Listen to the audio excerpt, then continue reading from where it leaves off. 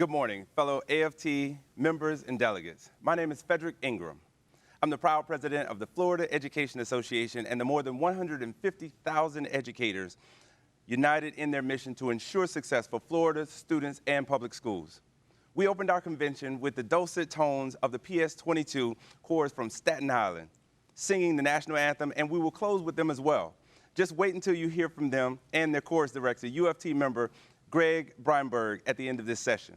As a former band director, the chorus performance warmed my heart and demonstrated perfectly how important music and art education is in connecting all of us, even when we must stay physically apart.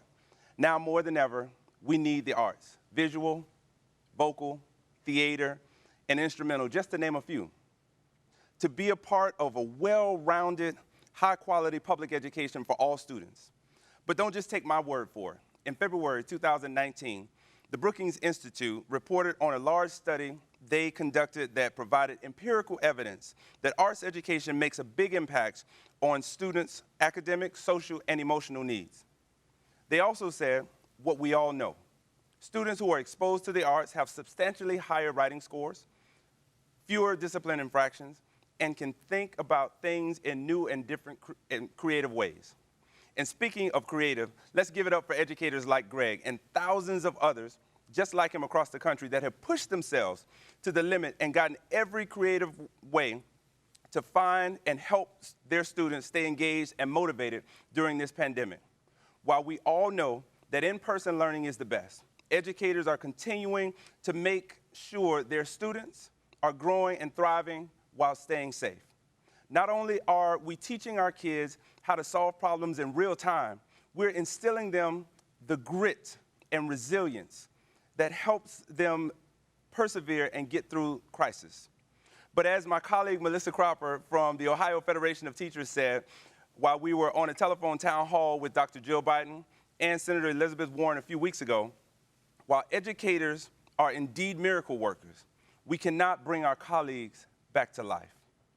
This is why, led by our indomitable leader, AFT President Randi Weingarten, we are fighting to put the measures in place to safely reopen our schools, keeping in mind the safety and health of educators and staff, students, and communities.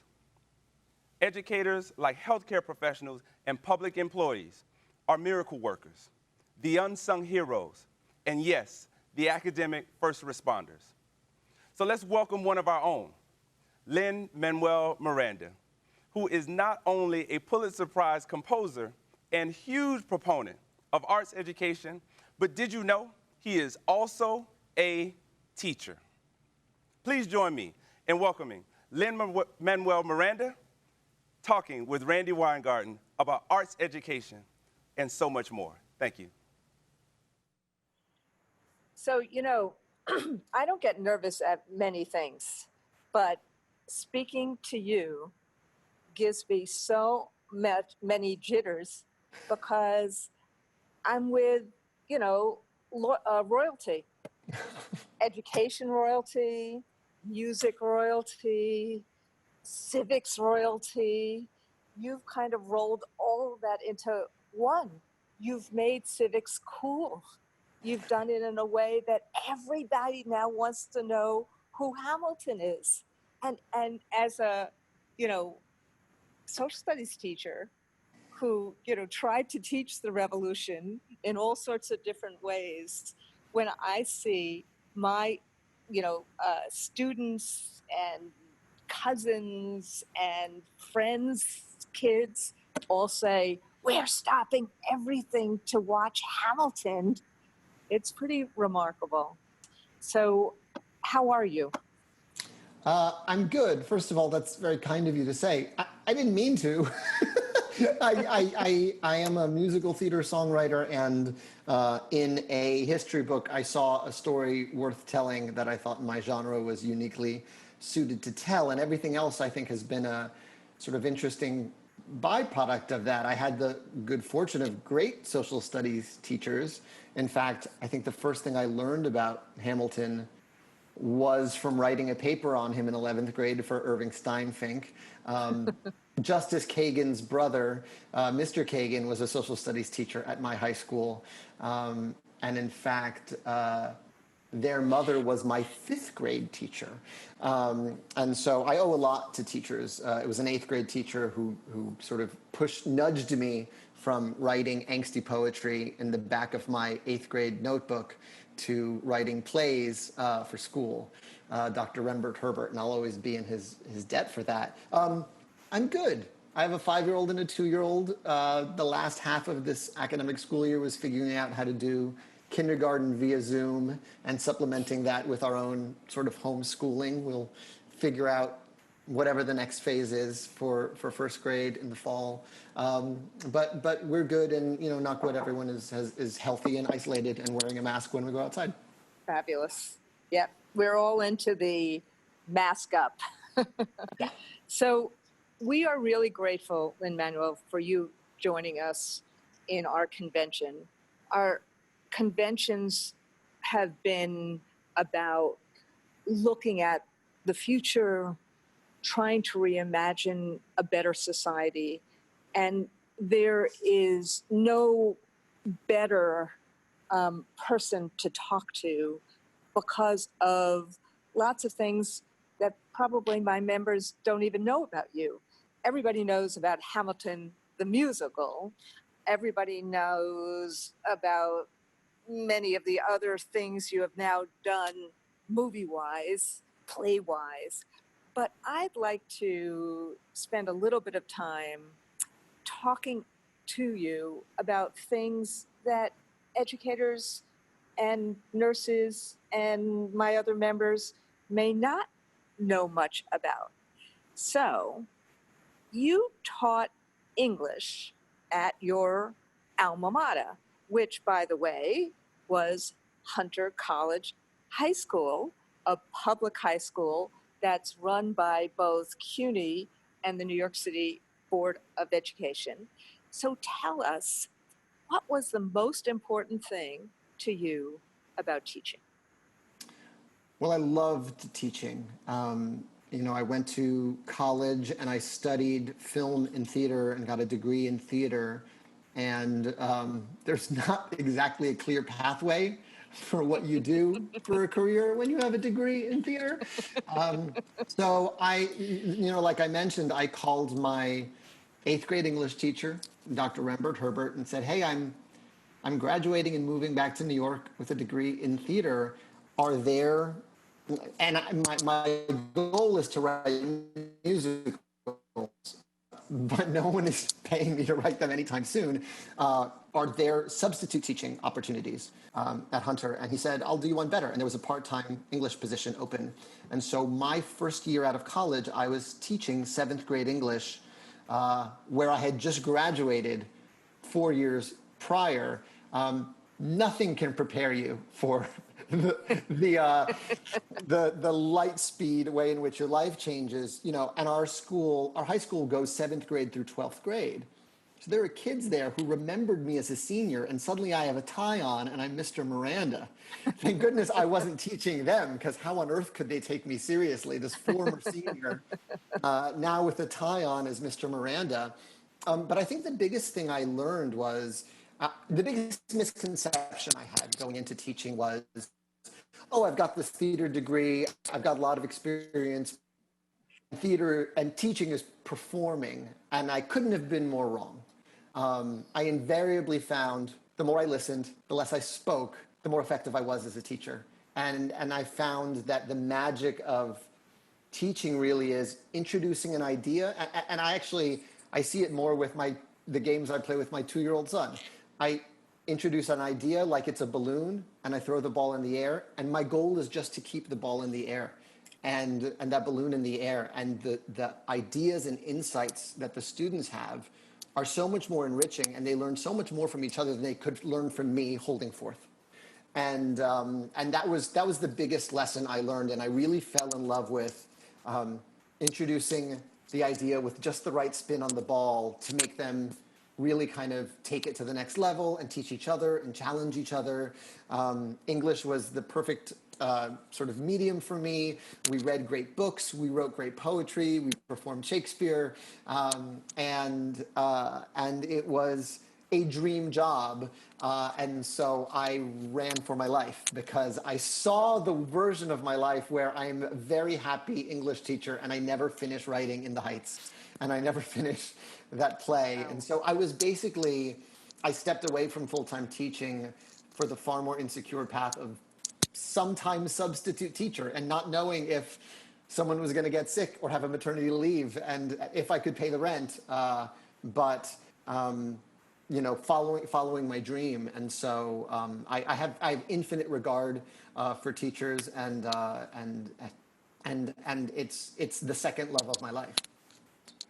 Let me ask you one more teaching question, which is, if you were teaching freshmen next year or in a few weeks, freshman English, so either 7th, 8th, or 9th graders, what book would you assign? Oh, that's a great question. Well, I can tell you my favorite book from freshman year because I remember it very well. I had a wonderful freshman year English teacher named Miss Johnson, and the book that changed my life was I Know Why the Caged Bird Sings by Maya Angelou. It's an incredible book. It's an incredible first-person narrative, and I'm the kind of person who, if I fall in love with a book, I go immediately to the library and read everything else that author has ever written. So that was a gateway into to read Maya Angelou's life story is to go down so many tributaries of American history. One of my favorite biographies of hers, because I read I Know Why the Caged Bird Sings, devoured it the first or second night. They assign it to you 3 chapters at a time, but I just ate it up because I was just in love with her writing. Read her poetry, read her books, but the one that sticks with me because it still resonates in my life is the biography in which she talks about being a performer. And she toured with the first European production of Porgy and Bess as a soloist dancer. And for her to see how her blackness was received in Europe versus the United States in which she'd grown up, and how they were sort of ambassadors in this way. I think about that all the time because we have 5 companies of Hamilton, and they are filled with the most incredible creative artists and performers and writers. And I'm always thinking, I've got at least 3 Maya Angelou's in this company, and I'm the first line in their resume.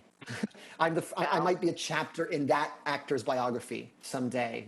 The opportunity of performing this show at this time, and we take that really seriously. But I always think of it through the prism of Maya Angelou and how the world opened up to her because her life as a performer opened all these vistas to her.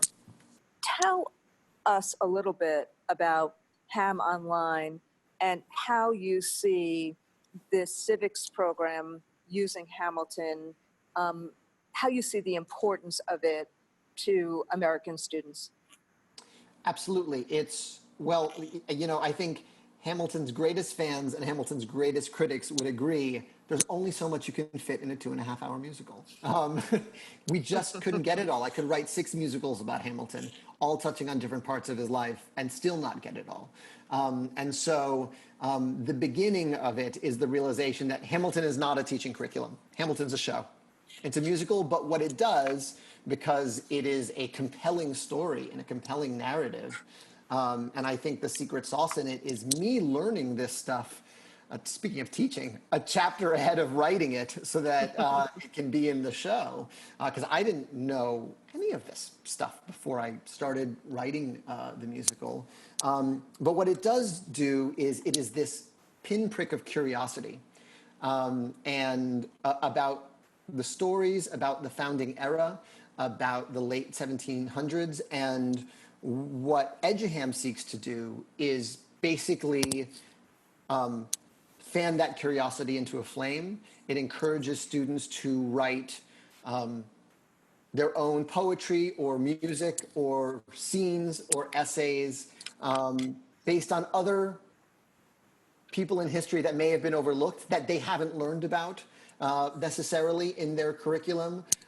It has primary sources. One of the things it does is it challenges the students to look to the primary sources and get inspiration from those, in the same way that I sort of weave Hamilton quotes and pieces of Hamilton's story into our musical. And so that's the most exciting thing for me, is that it's all promise, and it's all just awakening curiosity and finding inspiration in history. I have a couple more questions. One is because of your passion for Puerto Rico, your family's passion for Puerto Rico. We now represent the largest union in Puerto Rico, the Education Union, AMPR. What made you bring Hamilton to the island, and what made you bring it to the island when you did? Well, the goal was always to bring it to the island. All I ever really want at the end of the day is for Puerto Rico to be proud of me. As someone whose parents are from there but grew up here, I just, I feel like a kid bringing my artwork home from school and being, can you put this on? I just feel like I'm putting my artwork on the refrigerator. And it doesn't feel real to me until I brought it to Puerto Rico. And that was true of In the Heights, and that is certainly true of Hamilton. But Hamilton also came at a time when Puerto Rico was still recovering from Hurricane Maria. And often what gets forgotten in recovery efforts is the arts. And like we said earlier in our conversation, the arts are essential, and the arts are such a part of the culture and the lifeblood of the island. And so we really targeted with Hamilton, let's raise money for artists and artistic organizations because they get forgotten in relief efforts. First it's life or death stuff. It's getting the lights back on. It's getting water back. But also there's so many brilliant artists, and they also have something to contribute to the island. And so that was by bringing my art to Puerto Rico, I wanted to help artists on the island and fund their efforts. And you have, and there's the philanthropy work that the foundation has done has been profound, and it's been long lasting, and you hear it from young adults on the island, which I have heard from them and from their teachers. But it also raises the issue of politics. And what, as you know, your dad, Luis, and I have been making and creating good trouble for probably almost as many years as you've been alive. I feel sometimes like I've roamed with the dinosaurs. But what your father has done has been to ensure that there is a real political presence, because without politics, we don't make change. Mm-hmm. And so we've been working on the Latino Victory Fund, and he has persuaded me and the clout of the AFT to be on that board. And as part of what we wanted to do, because politics and protest, policy, making a better life, all are kind of in the mix together. So I'm honored today to announce that we will be doing a $50,000 contribution to Latino Victory, because we know the live presence of Latinas and Latinos have to be in the Congress. Well, that's fantastic. Thank you so much. Yeah, I mean, listen, we have never had a president that has demonized our people more in the United States, Latinos in the United States, and that doesn't change without a voice in the halls of power. So thank you for contributing to that effort. You're welcome. Well, thank you for everything that you've done, which leads me to one last question. Now, there's lots of not-for-profit work that you've been involved in, including, getting people to register to vote, and all of that is really, really, really important. But the question becomes, because we can be political at this moment, who do you think should be the next president of the United States? Do you have an opinion on that? Yeah, I'm voting for Joe. I'm voting for Joe because our democracy is at stake. And, I think we've had 4 years of the perils of someone with no experience at the wheel. And we've just seen, and it's just so much worse than everyone feared. So yeah, I'm voting for Joe in November. Let me ask you one final question, which is, we're in the middle of 3 crises made worse by this president. The pandemic, finally reckoning with racism, and the economic crisis. People are scared. People want hope. What gives you hope? What gives me hope is the same thing that kept me teaching is actually these students themselves. If you see these incredible demonstrations where people are handing out sanitizer and wearing masks, the overwhelming majority of which are peaceful, these kids are leading the way. And it's the same insight I had when I walked into a classroom thinking I had to perform for them, and I go, oh no, I'm going to learn so much more from them than they're going to learn from me. My job is just to keep the ball in the air and to have their backs. And I think that's a lot of what I'm doing now, and what gives me hope is listening. And because of the pandemic and because nothing is business as usual in this moment, I think we're seeing a real reimagining of what the world can be. It won't be easy to get there, but these students are the ones that are inspiring me every day, and they give me hope. So thank you so much, Lin-Manuel. Thank you for everything you've done. Thank you for everything you will done. Thank you for everything you've done, and thank you for everything you will do. And thank you for sharing some time with us. Yeah, well, thank you to all your members, and thank you to, listen, we talk about essential workers a lot, but teachers are superheroes on superheroes on superheroes, and you're routinely asked to do the impossible, and it shouldn't be this hard. But as a parent, as a teacher, I'm just enormously grateful, and it's great to get this moment to say thank you to each of you. Fabulous. Be safe. Thank you. You too.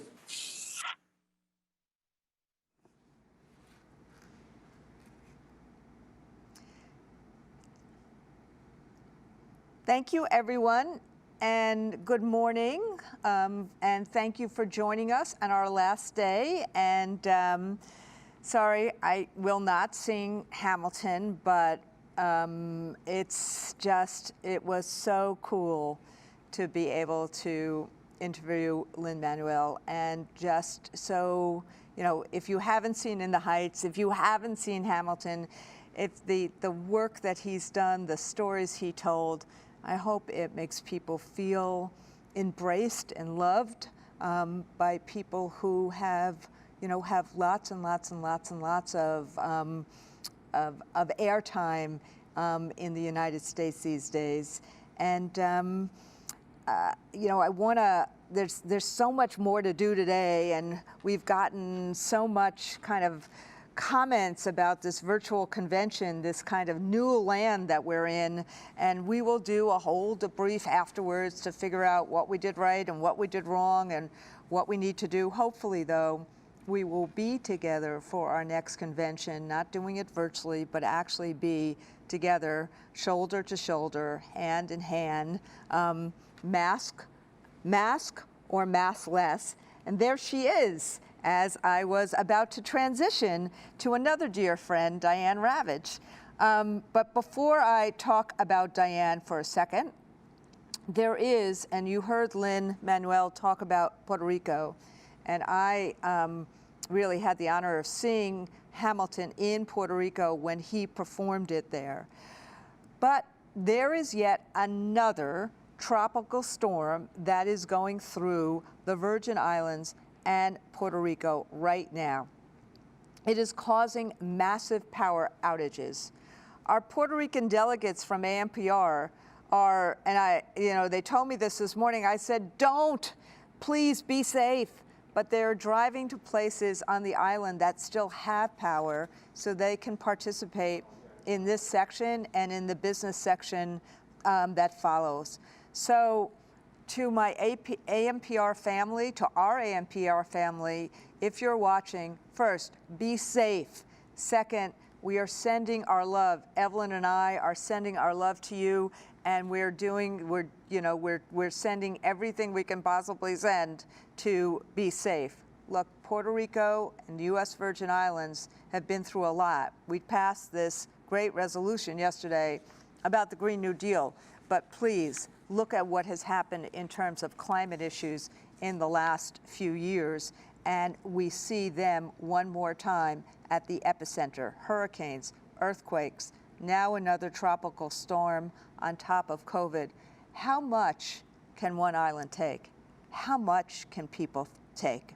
So I want to thank Fed for that beautiful introduction, and I want to thank Lin-Manuel again for his candidness and his sharing. You see that passion of his work, the passion for the arts, the passion for civics, and using the arts as a way of engagement, using the arts as a way, not as an end, but as a means, and the passion for English and the passion for students. We are all huge fans, or I should say, I am a huge fan. My family is a huge fan, and we are really, really grateful that he was with us. And now, we're really grateful for another person who has been a friend of ours for, let's say, for decades. We could actually even say for generations. And that is Diane Ravitch. And we're going to have, you've heard me ask many of our speakers, what makes you hopeful? Is there, and what gives you hope in the future? We asked that of Dr. Fauci on Tuesday night as well. We asked that of the Black Lives Matter panel. But I think that this is going to be, I hope it's going to be both an honest and a hopeful conversation about what's happened in the last few years, both the lessons and the changes, the victories of the last few years, meaning looking at what the right wing tried to do to demonize teachers, what they tried to do to undermine and demonize teacher unions, what they tried to do in terms of, instead of actually focusing on the best interest of children, focusing on a penalty-based and a competition-based strategy using testing and accountability, using teacher evaluation. And what does it mean in terms of the strikes, what has happened in the last few years, how that has changed, how the activism has changed the narrative, how we have broken through on, frankly, something that has always been true, which is teachers have always cared about what their children and our students need, but it has broken through, in some ways, the vehicle of the strikes, and the sacrifice of the strikes made that happen. And so this conversation will be wide-ranging between Diane and Stacey Davis-Gates and Tika Tony and myself. But before we do that, I want to do one thing quickly, which is, and if we were together in Houston, it would have had an even bigger impact, because our dear friend and professor and historian of education, Diane Ravitch, grew up in Houston. And we talked very soon after we had decided to be in Houston about whether or not Diane would speak to us from Houston. We just had Lin-Manuel talk about his family's roots in Puerto Rico, Diane from Houston. And she joins us at this panel discussion after she has written more books than I can count, after she has really helped change the frame of what has happened in terms of public education. Historians give perspective and context. They also often are a mirror. And so, given everything that Diane has done, for more than 40 years been a champion of public education, a stalwart fighter against privatization of public schools, a steadfast advocate of the professionalism of educators. It felt appropriate that when more than 75% of K-12 teachers are women, that Diane Ravitch, who is and has been on the front line of all of these issues for more time than we know. She was on the front line at the picket line in the rain in Los Angeles. She has spoken with her blog and her Twitter feed and in the creation of the MPE about all of these issues. She did an op-ed with me. I'll never forget how when Michael Bloomberg started basically running roughshod over the then Board of Education in the New York City school system, she and I talked, I think, late that night after that hearing. And we decided to do an op-ed together that the New York Times accepted. She speaks truth to power. She does not sugarcoat the fact that women are still underpaid, undervalued, and underrepresented, even though they do some of the most important work in the country. She currently, correctly points out the crisis we're facing in public education is not because of a crisis of academic achievement, but rather a concerted effort to destroy our public schools and undermine the teaching profession. And you don't have any better examples of that than Donald Trump and Betsy DeVos and what they have tried to do in the last few weeks on the whole issue of reopening schools.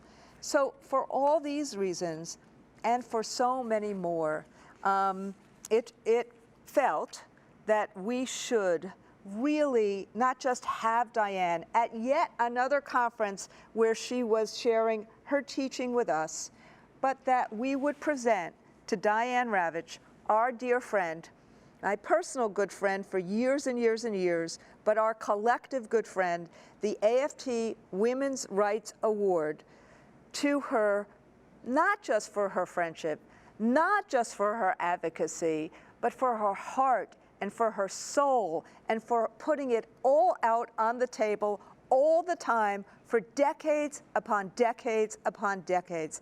I don't know a more fitting person, Di, to give this award to than you, Dr. Diane Ravitch. Randy, thank you so much. It's an honor to receive your award. I want to thank the members of the AFT. I've been a friend of the AFT since really the mid-1980s, and I was a friend of Al Shanker's and Sandy Feldman's, and I'm honored to call you my friend.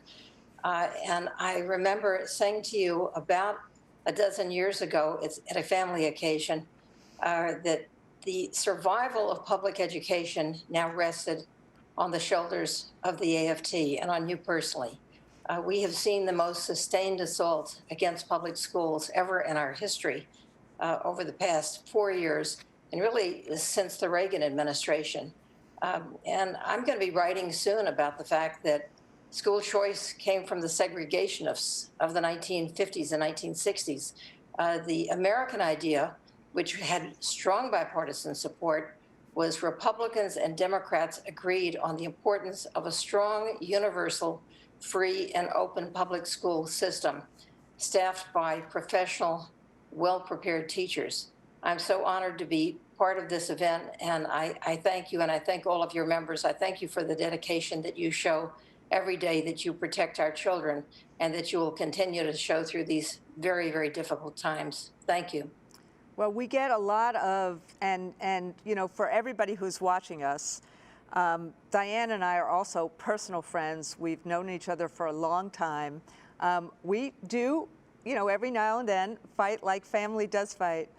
But I want people to know, Diane, that what we see and need, what we see in you, is that over the course of particularly the last, I would say 20 years, you know, because of that because your work is based in data and in research and in fact and in seeing the, what has happened both here and internationally, you have a clairvoyance and you have a perspective that others do not have, and it's really important to see that. And I mean, today I just got a couple of your blogs this morning in terms of the analysis about what Trump is really doing, and I'm so glad that you are actually doing that kind of writing. I remember I mentioned some of that history in a teach speech a few years ago,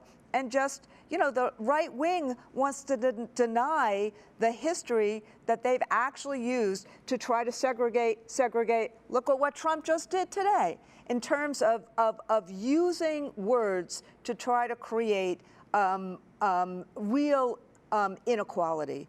But having you on our side has been really, really, really nurturing. It's not just the fierce advocacy, but it's been nurturing, and it's been actually stabilizing for many of us in terms of this fight, and I can't thank you enough.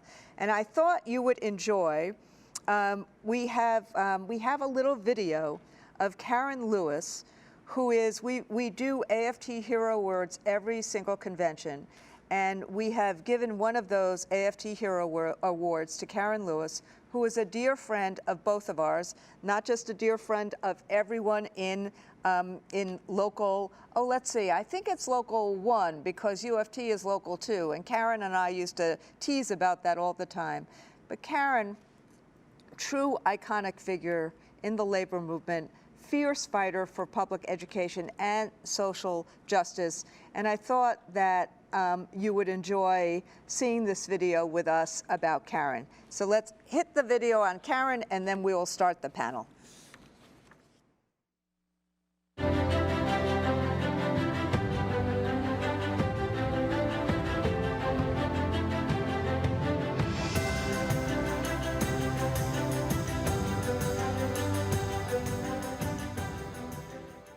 And as a chemistry teacher active in my union, I dreamed of a union that was vocal, engaged, productive, creative, and visionary. How did you see that corporate ed reform movement emerging here in Chicago? What we saw was the beginning of a philanthropic, benign looking, we want to help schools. This fall, we will have about 75 charter schools operating among And the next thing we knew, charter this, charter that. Venture capitalist Bruce Rauner said the union protected, quote, lousy, ineffective, lazy teachers. I think that's absolutely right, Carol. They wanted to tie our evaluations to test scores, usurp tenure and seniority. They were absolutely winning this battle. There is nothing innovative, bold, or visionary about closing schools, firing teachers, paraprofessionals, and clinicians. And it's very difficult to resist when the people who are doing the resisting don't have much voice. Equal funding, public education. So it was about amplifying parent voice, amplifying student voice, and making them strong together. Public education started here. It needs to end here. The law that was passed in Illinois was to stop us from striking. We wanted to recreate the spirit of Jackie Vaughn, and she had had a big meeting at the auditorium. This is what unity looks like. And they were on fire. They started talking seriously about things that we were very concerned about. And all of a sudden they found money they didn't have before. What we got out of it was a sense of we are going to be backed by our communities. We are going to back our communities in their fights. This notion that there's a way to fight back. It's not over, brothers and sisters, until you say it's over. The people united will never be defeated.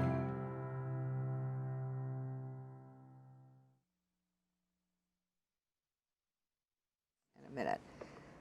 I'm trying to make my iPad work so I can actually see the proceedings that all of you are seeing as we are doing this, but I'll fuss with it in a minute. So this is, look, we've had a lot of great panels. We have two more today, this one and a panel with Vice President Biden. But, you know, these are three of my most favorite people: Diane Ravitch, Stacey Davis Gates, and Tika Toney. And, you know, I know that Stacey and Karen, just like Karen has been a mentor of mine, I know Karen has been a mentor of Stacey's. And so Stacey Davis Gates is the Vice President of the Chicago Teachers Union and the Executive Vice President of the Illinois Federation of Teachers. And just FYI, don't get on the wrong side of Stacey. Just don't, you know, just don't do it. And if you don't understand or see that, just spend a few days with her, as I did, as the Chicago Teachers Union was on strike. And it's not just that we have lots of strikers here, but it just so happens that for this panel, we do. And then there's Tika Toney. Tiga's from West Virginia, and Tika is AFT West Virginia's Vice President and Director of Organizing and the President of AFT Fayette. Did I say it right, Tika? I don't know. I hope so. Whew. You got it. And that's Local 4865. And yeah, people are going to say, okay, West Virginia, very different than Chicago.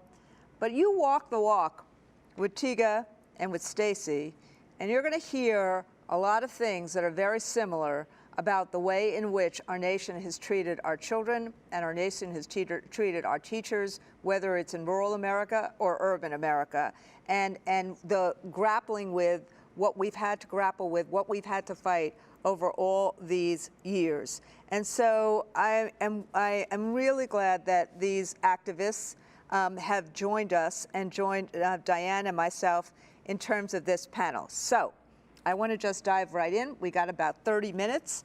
And let me ask the first question, which is, we've seen a lot of change around the narrative about public education, about teachers over the past few years. We saw what Michelle Rhee did, what even President Obama did, what Arne Duncan did, what Joel Klein did. So it's not just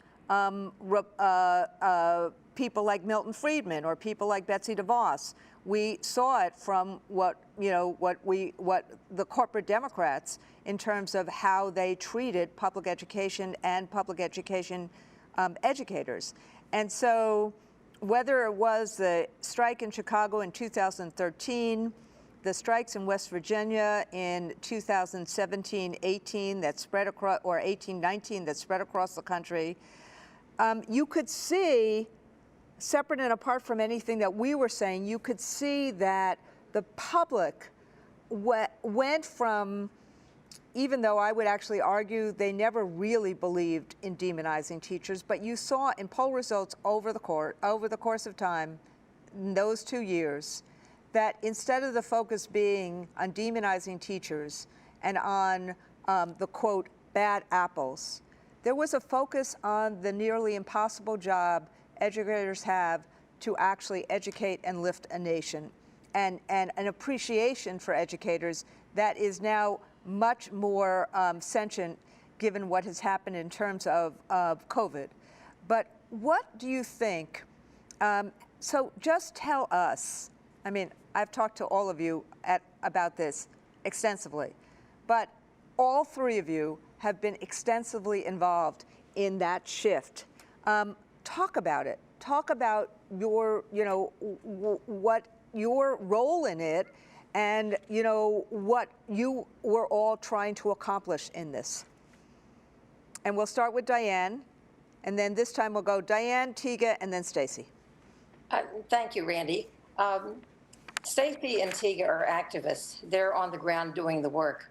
I'm a writer, and what I tried to do was to reframe the issues. And in 2018, when West Virginia went out on strike, I suddenly got hit by a thunderbolt that everything was changing, because what started in West Virginia then became a rolling strike across the country that went from state to state.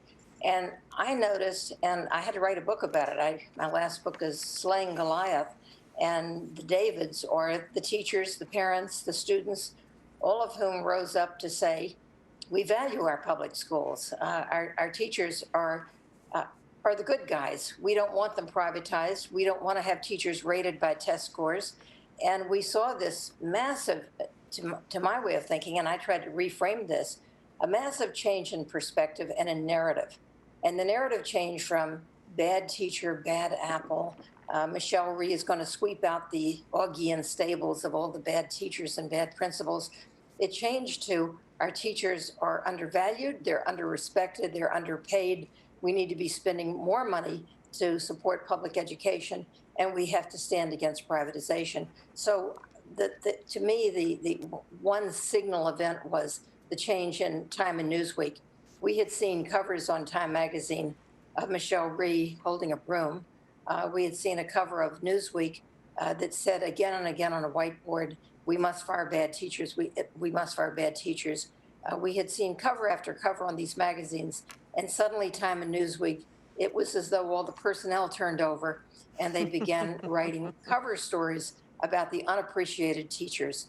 And I think this is carrying over now into COVID, where we hear parents, or we see parents writing articles in major media saying, I am not a teacher. I can't wait until my kids can be back in school with their real teachers, because they are the ones who can teach 25 and 30 kids at a time. I can't even teach 2. Yep. Thank you, Di. Tika. Thank you, Randy. Thanks for having me on. Thank you. I'm humbled to be on this panel, actually. And a lot of people, West Virginia came to notoriety with the teacher strike in 2018, but there was a lot of activism that started even before that teacher strike. I came of age in teaching in the age of, Michelle Rhee, of Waiting for Superman, of the high stakes testing fiasco, or the drive to do that. And I came of age in teaching when it seemed to be in vogue to demonize teachers, so to speak. And I kind of want to step aside for a moment, because I do want to point something out. I came from humble beginnings. I grew up in a holler right down the road from where I live, and I love that you used that term in your State of the Union address yesterday or the other day. But I know what public education did for me. I know what it did for my parents. I know what it did for my sisters.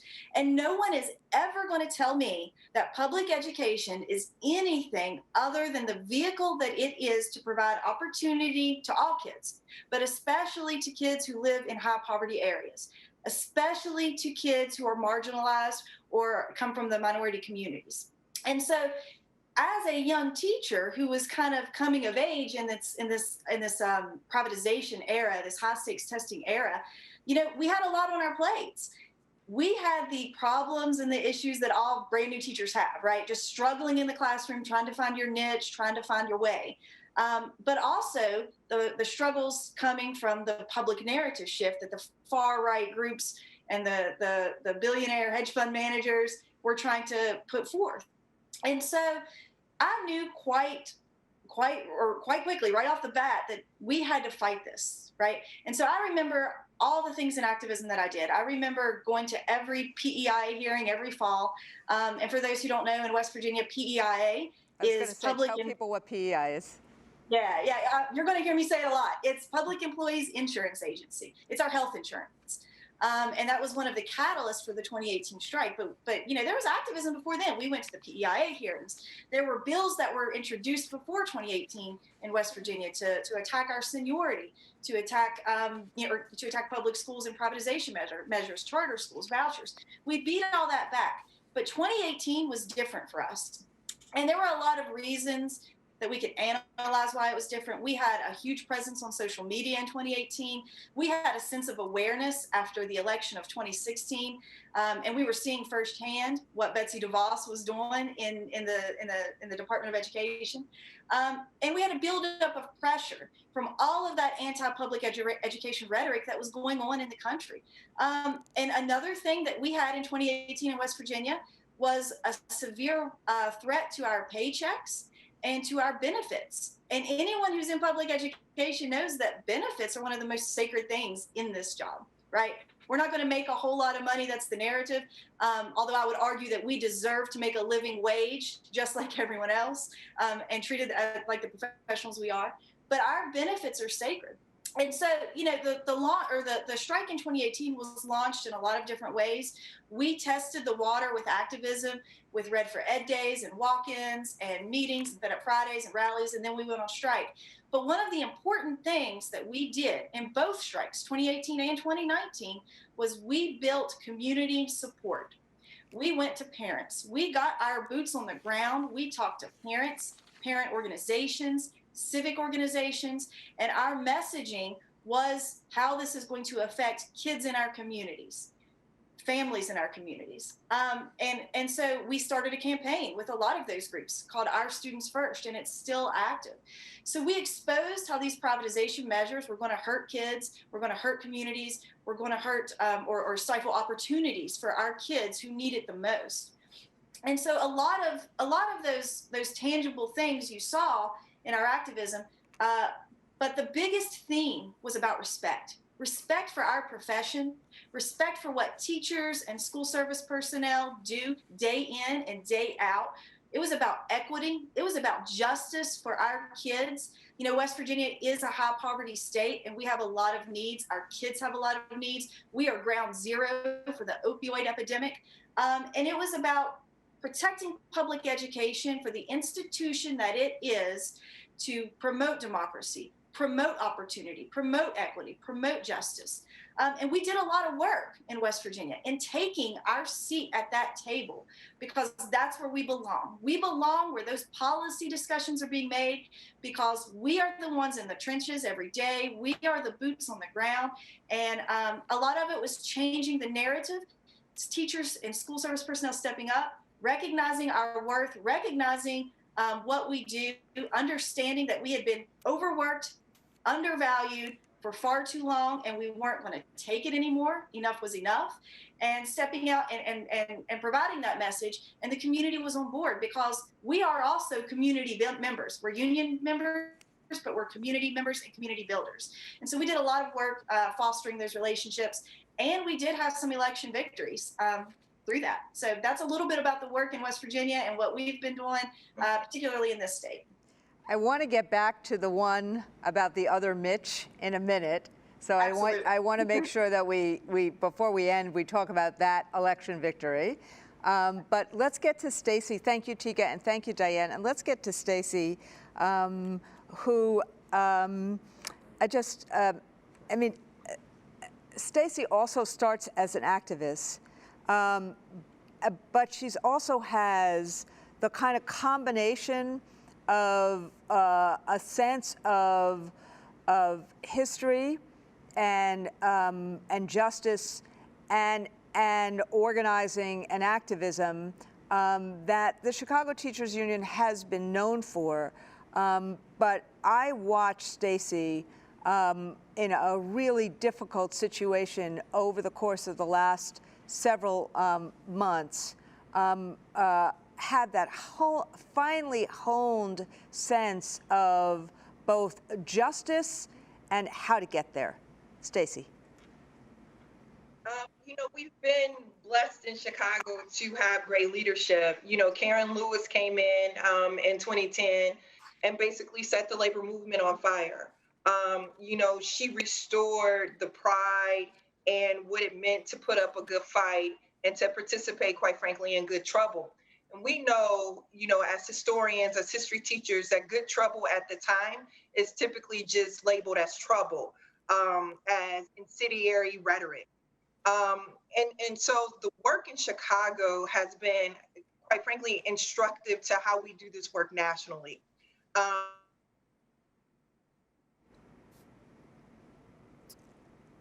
I think we lost Stacy.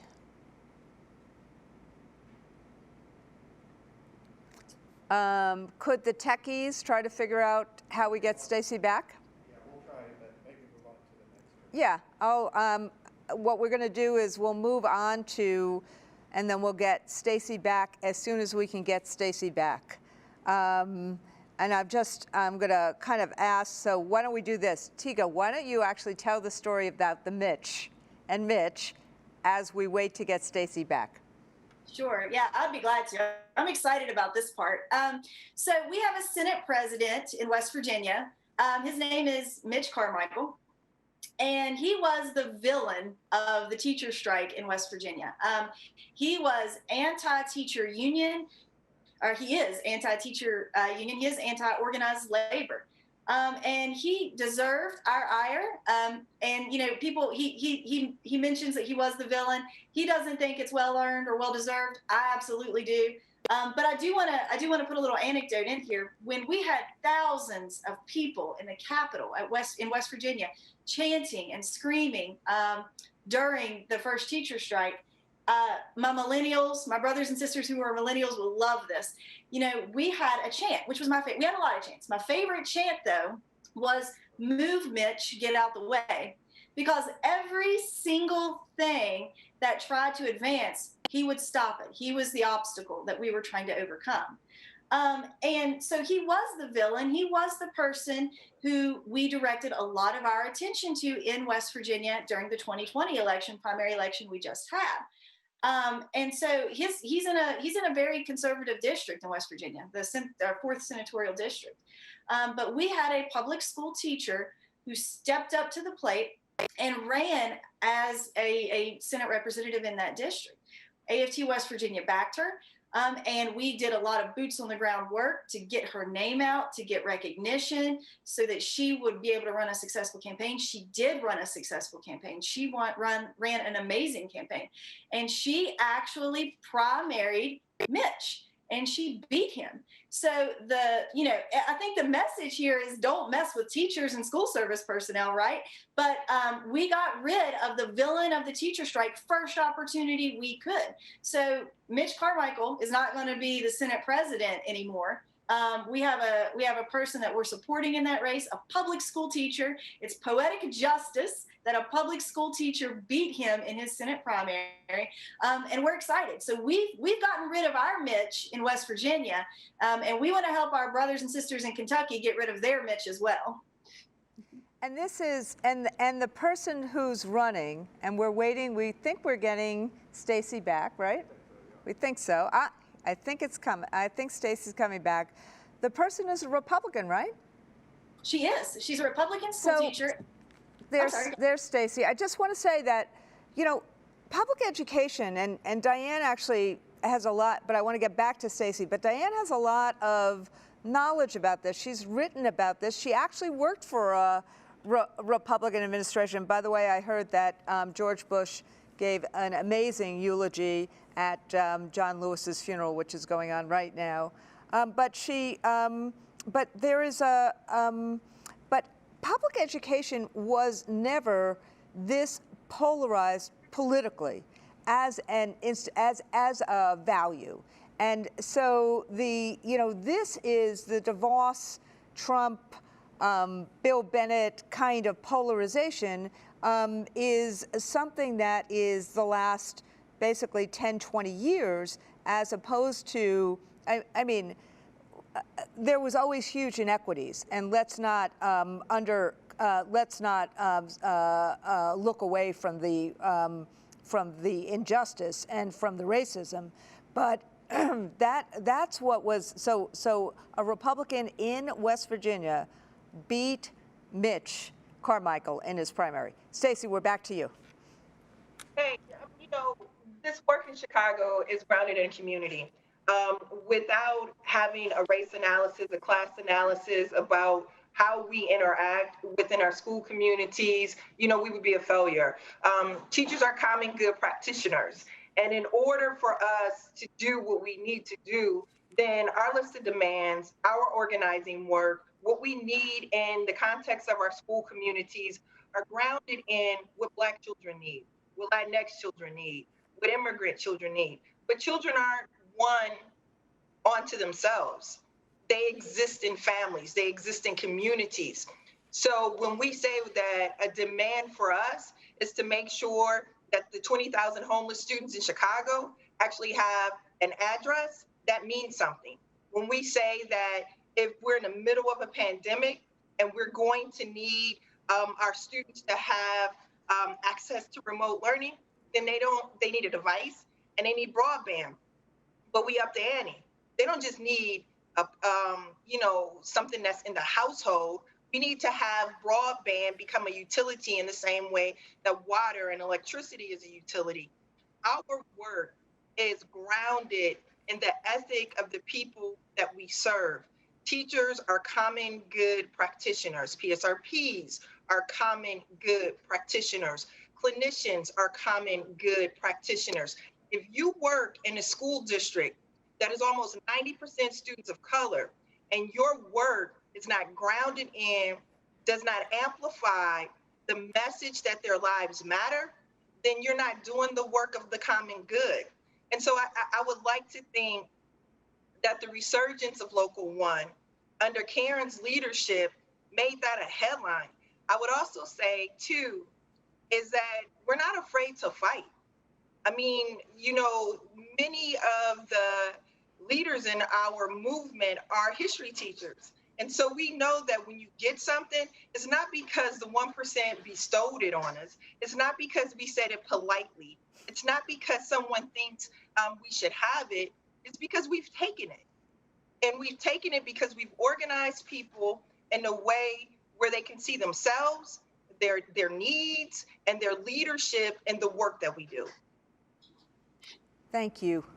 I know we have a good 12 minutes left, so I'm just, but I want to get to, there's two huge questions I want to get to, which is one, some guidance from all three of you. How do you see the intersecting crises that we're in right now? The public health, the reckoning with racial justice, the economic crisis.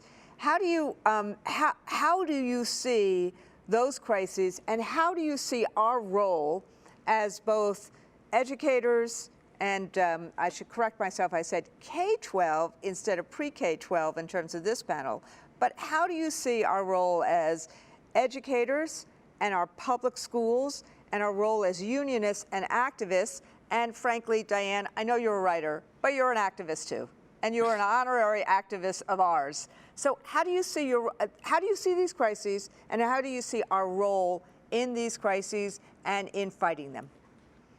I think the important thing for teachers, and specifically for teachers' unions, is to be the spokesperson for the teaching profession, and also to take particular care to fight off the efforts to privatize education during the pandemic.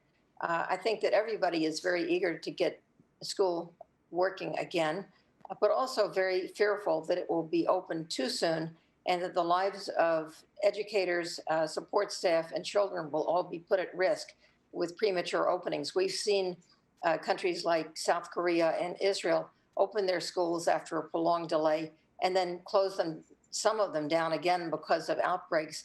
We really don't know how this pandemic is going to work out, whether it's certainly not going to magically disappear, as Trump says, but we have to be very cautious about the lives of children and adults.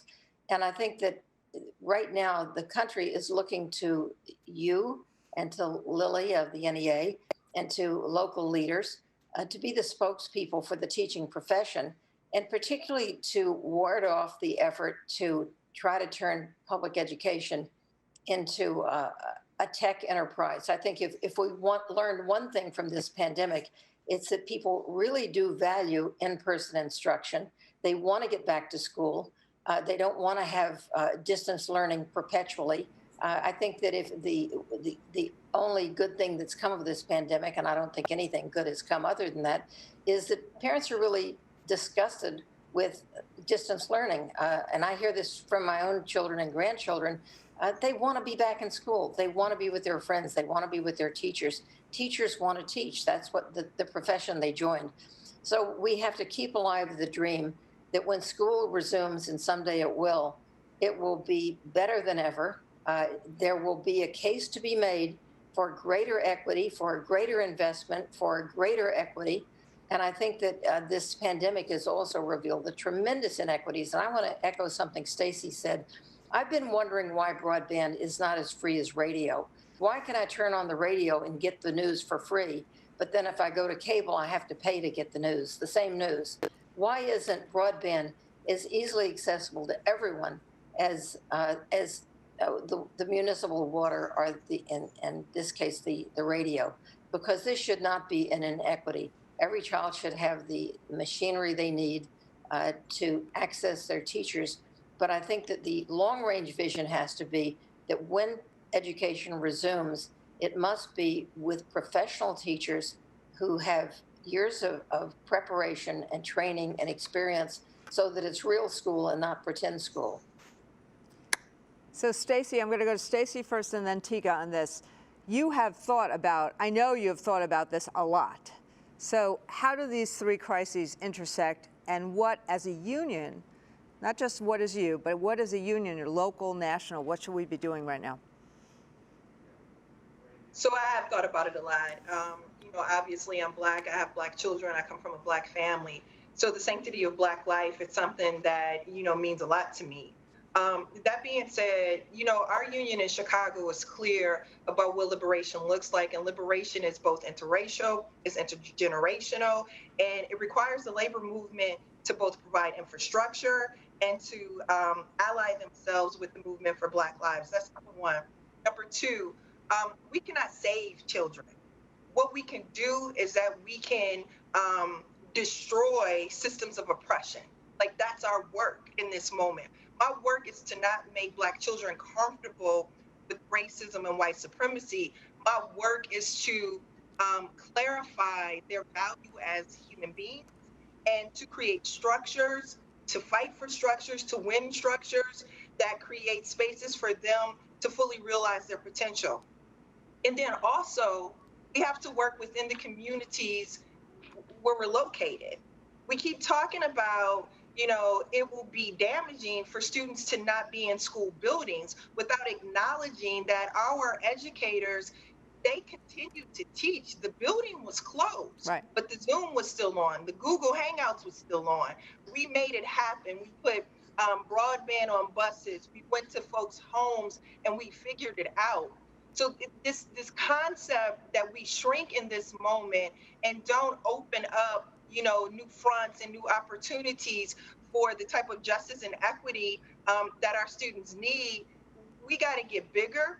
We got to get more aggressive, because this moment is one thing. This moment where 54% of Black men are unemployed. This moment where we see Black and Latinx and immigrant communities dying and being infected with COVID higher than anyone else in this country. But what's to come is the state budgets in 2021. And those same Black children, brown children, immigrant children that these headlines tell us America is concerned with will not take a moment, will not breathe long enough to not cut our budgets.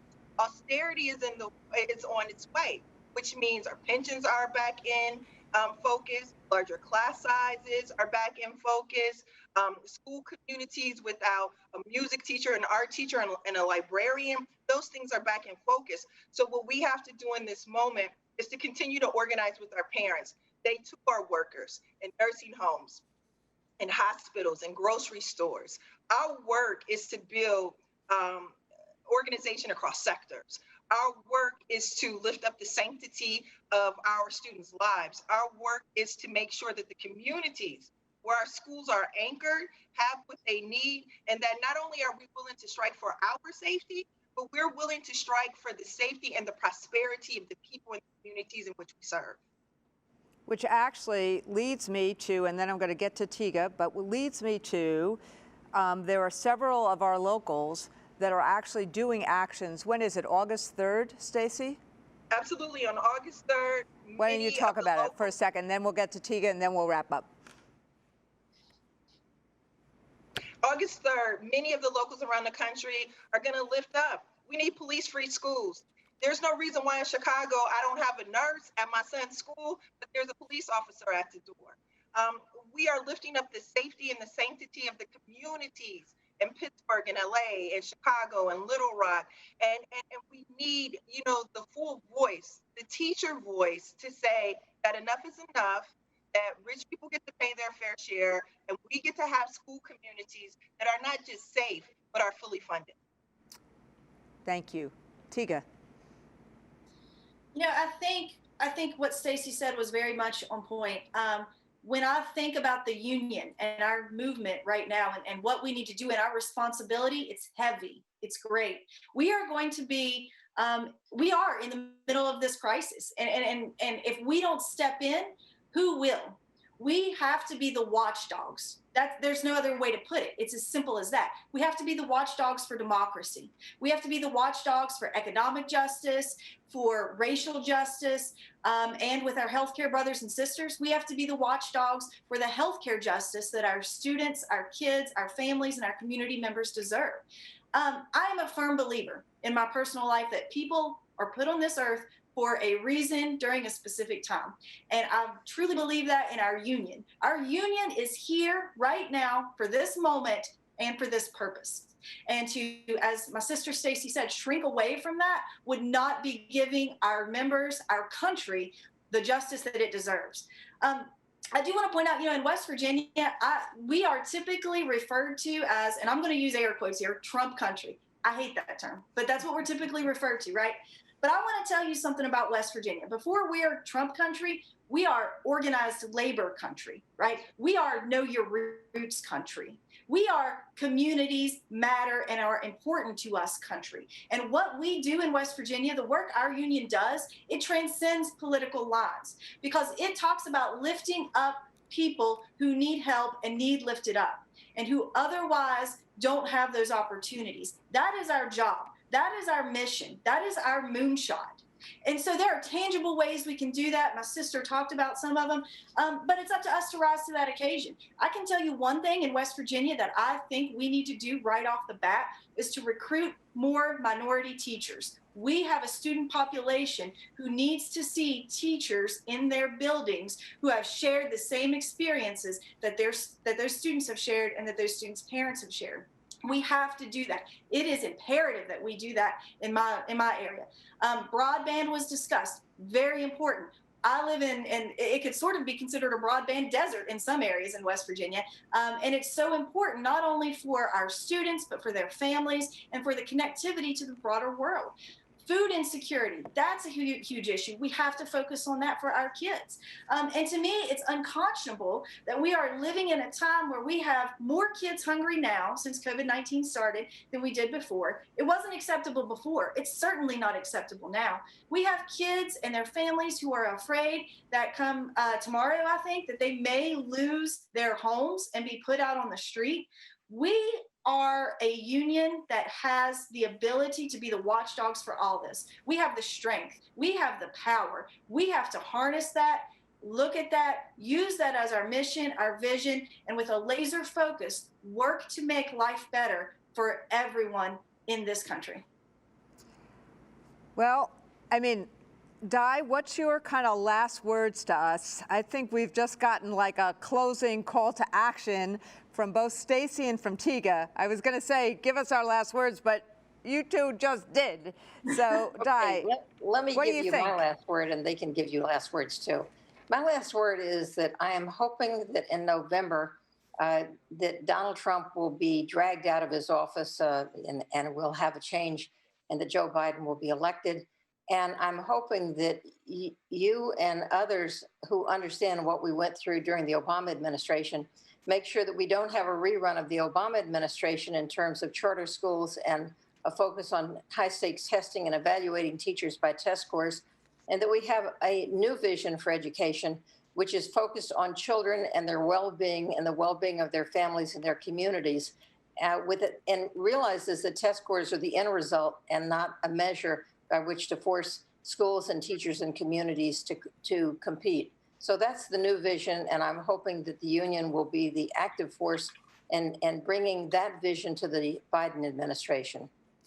I think, you couldn't have actually, said, I'm getting notes from when we're supposed to start the next session or not, so my apologies for looking down a bit. I think that that's a really important point, and frankly, when we did, Lily's not here with us today, but Lily and I sat on a very small Biden-Bernie unity task force. And it was about 8 people. co-chaired by one of the Heather Gautney from the Bernie Sanders campaign and Marcia Fudge from the Joe Biden campaign. And I don't know how the other task forces went, but what you just said, Diane, ended up becoming the arc by which we did the rest of our work.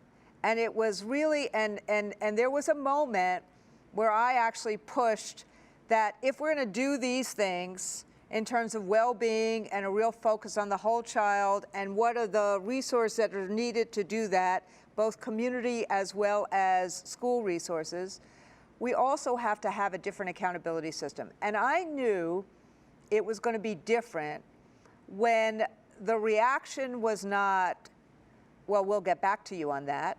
The reaction was, okay, let's figure out what we can do in the platform to actually take on high-stakes testing, and what are we really going to do, you know, if there is a Biden administration, in terms of actually having project-based learning, career tech ed, the other types of ways in which we actually ensure equity and real engagement in schooling, as opposed to everything being reduced to a measuring rod and schooling being reduced to a high-stakes test.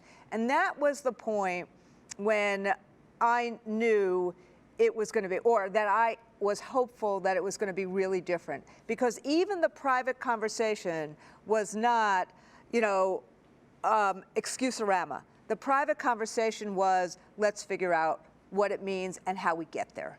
And so, you know, I am hopeful, but as I think both Stacy and Tiga said before, and we've seen throughout the country, you can't, elections are vitally important. They do change the trajectory of a country. And we see there's going to be a huge difference between, you know, Trump, who just actually called for segregating suburbs again in what he did yesterday, and a Joe Biden for whom he, you know, who has talked about what we need to do in terms of moving the nation forward to be more fair and more just. But the issue is not just elections. The issue is the activism that all three of you have done and that our union has done. We can't just outsource the, you know, the responsibility for everything that we need and everything we have to do to whoever the elected leader is. We have to actually do that check and balance. And that's what all three of you do, and I'm really, really grateful to all of you. And I'm just looking, do I have a minute or two for them? Ah, no, sorry. I am now told time.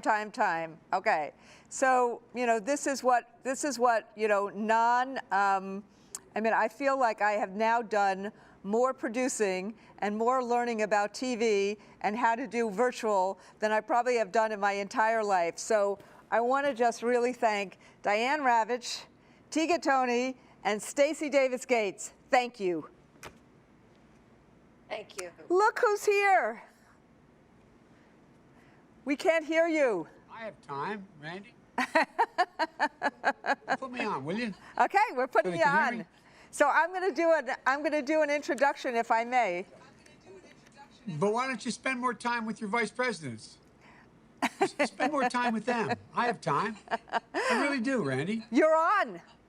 You're in. You're on. Believe it or not. I tell you what, but you should talk more about the staff. They're doing a hell of a job. They really. are. I have time.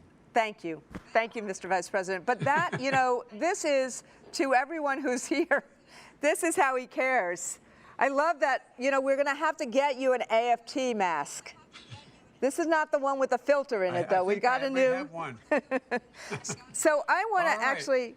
actually, before the Vice President speaks, but you know what that last panel was, and I hope you heard me about how I saw the change when in that, and I've said this to your wife, that work you made us do in those joint task forces, the one that I had the honor to serve on the pre-K through secondary one, it was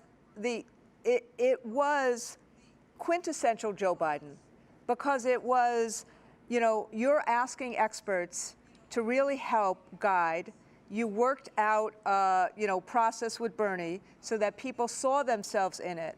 But when we really pressed about how to do things better, given the data we knew, given the expertise we had seen, I watched your people on the task force, your staff on the task force, not say, well, we have to, these are the problems with it. I watched them say, let's figure out how to get this done. And I had heard you during one of our, during the Forum on Education, talk about how we need to deal with the whole child, coming from your experience, and and you've been so open about being a stutterer and having that kind of experience.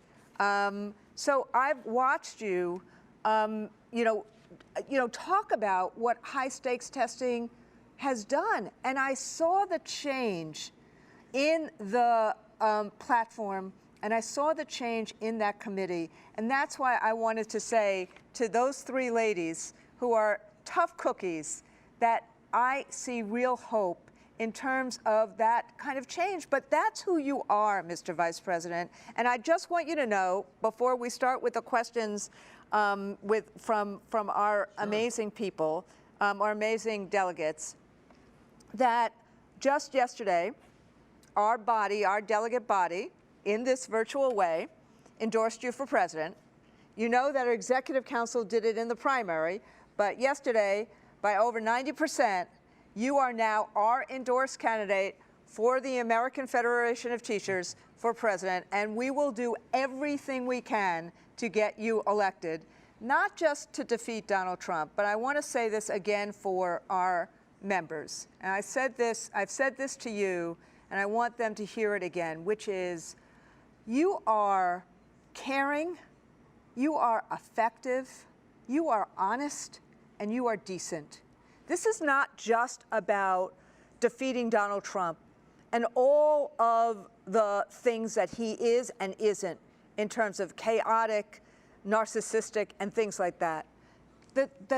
What you bring at this moment of time is what a nation needs in terms of the empathy, the understanding, the caring about people, the listening to people. I saw that throughout the Obama administration. I've often said that you are our go-to person. And it is just that in some ways, you deciding to run at this moment, pre-COVID, and what we now need with three intersecting crises, two of which you know how to solve. A health crisis. Actually, I would argue you can solve all three of them, but you've solved a health crisis before. You've solved a recession before. So in some ways, the country is, and we are really blessed that you decided to run this time, and that you will be getting, not only you've effectively gotten the nomination, but you will be, after the Democratic National Convention, the Democratic candidate, and ultimately, we need you. We all need you as president. We need a country that can heal. We need a country that sees its soul. And we need a country that is about how we get to our better angels. And that's why I am so appreciative that you're here today, that I can say that to you directly in front of everyone. It's not just about the platform, as important as that is. It's about who you are and what you bring with you, your character, your soul, your empathy, your caring. This country needs that right now, and we are really, really blessed that you offer yourself up and decided to run at this moment. Well, Randy, thank you. I can't tell you how much it means to me, just personally, just you and me. It means a great deal to me. And as you know, I'm often introduce myself appropriately as Jill's husband.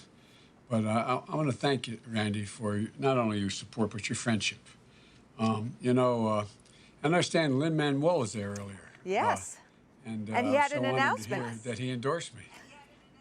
Yeah, I know. I heard that. And I want to offer my congratulations to Loretta, your secretary, treasurer.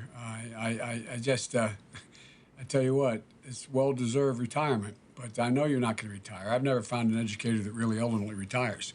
But for all of you, the most important profession in America, that's what you're part of. And I don't just say that, I've been saying that for a long, long time. I'm not being solicitous. It's not because I'm married to an educator.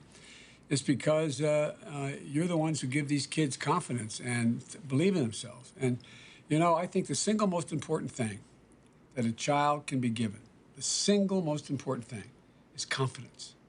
Confidence that they can do something. Confidence to equip them to succeed. At least that's how I viewed it my whole life.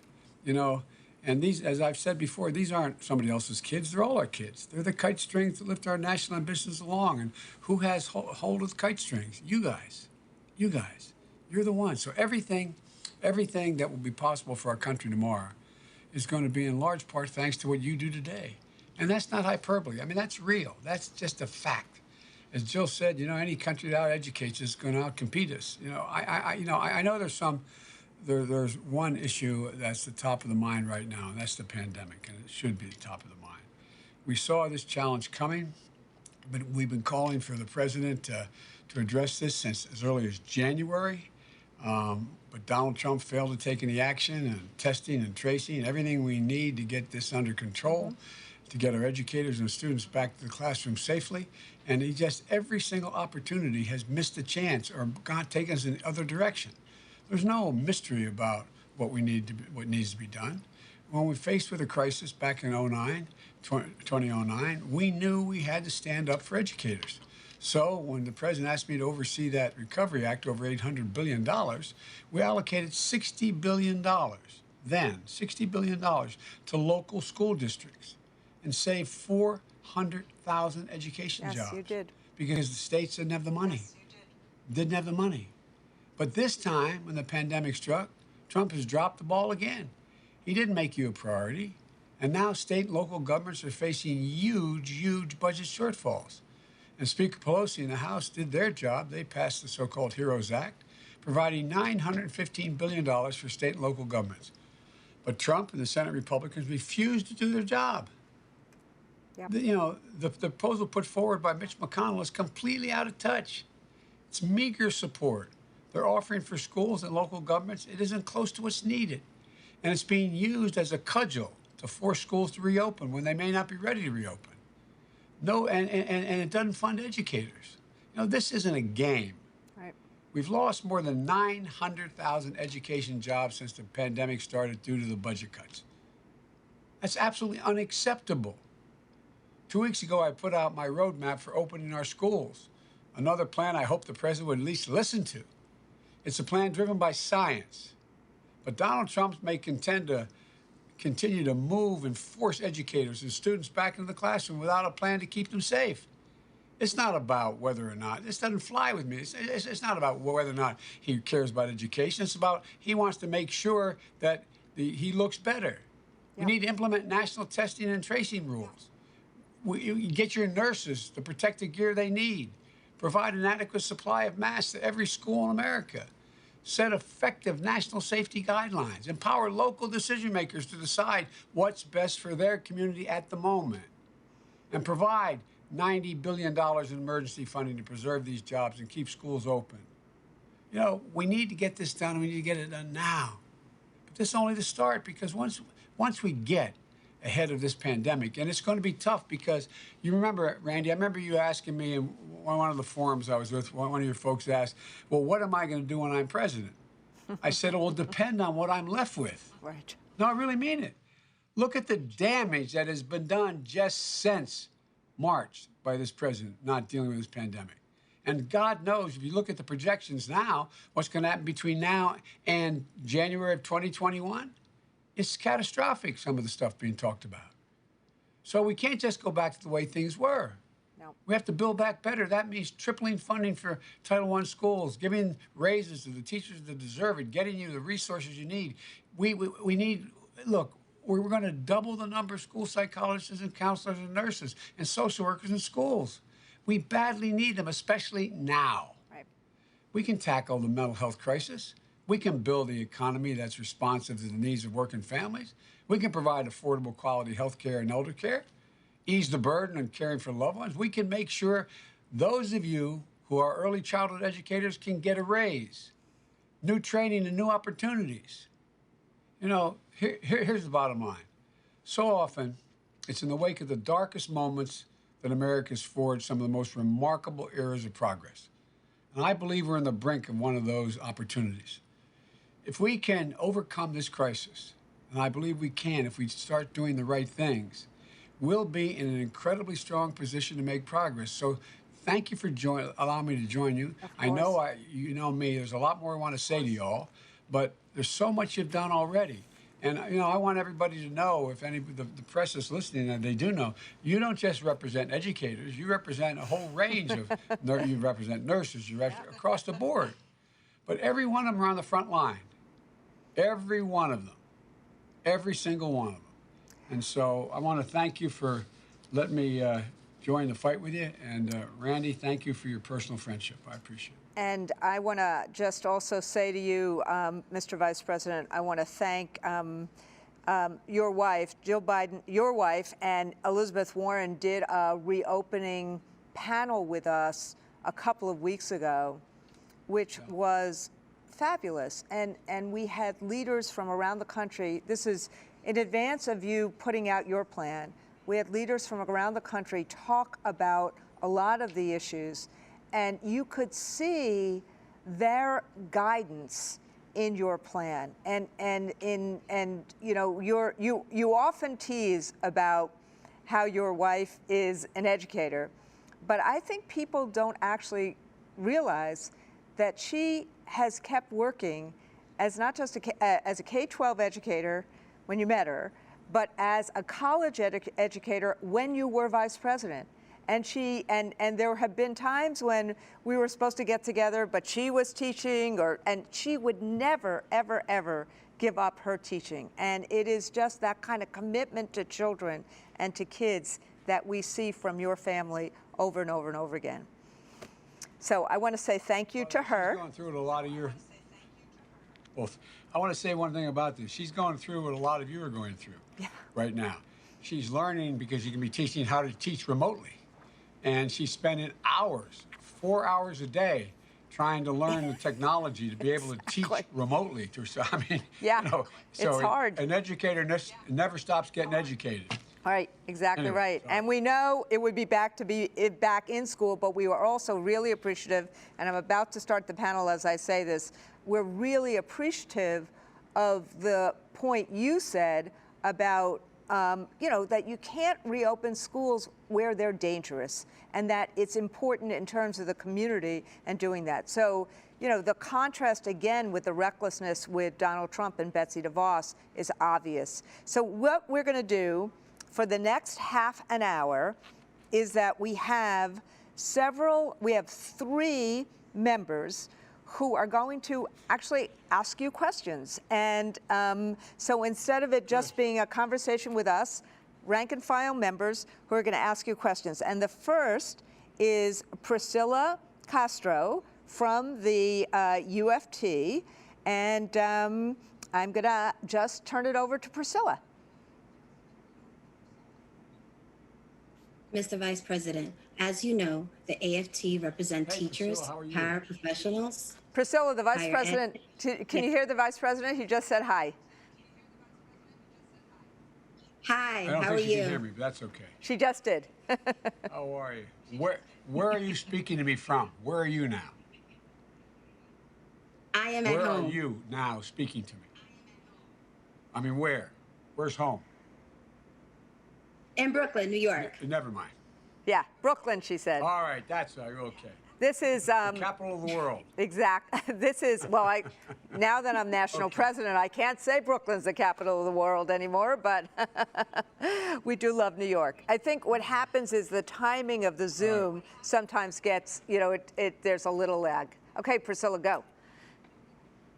I'll be quiet. Okay, and Mr. Vice President, as you know, the AFT represent teachers, paraprofessionals, higher ed, nurses, and health professionals.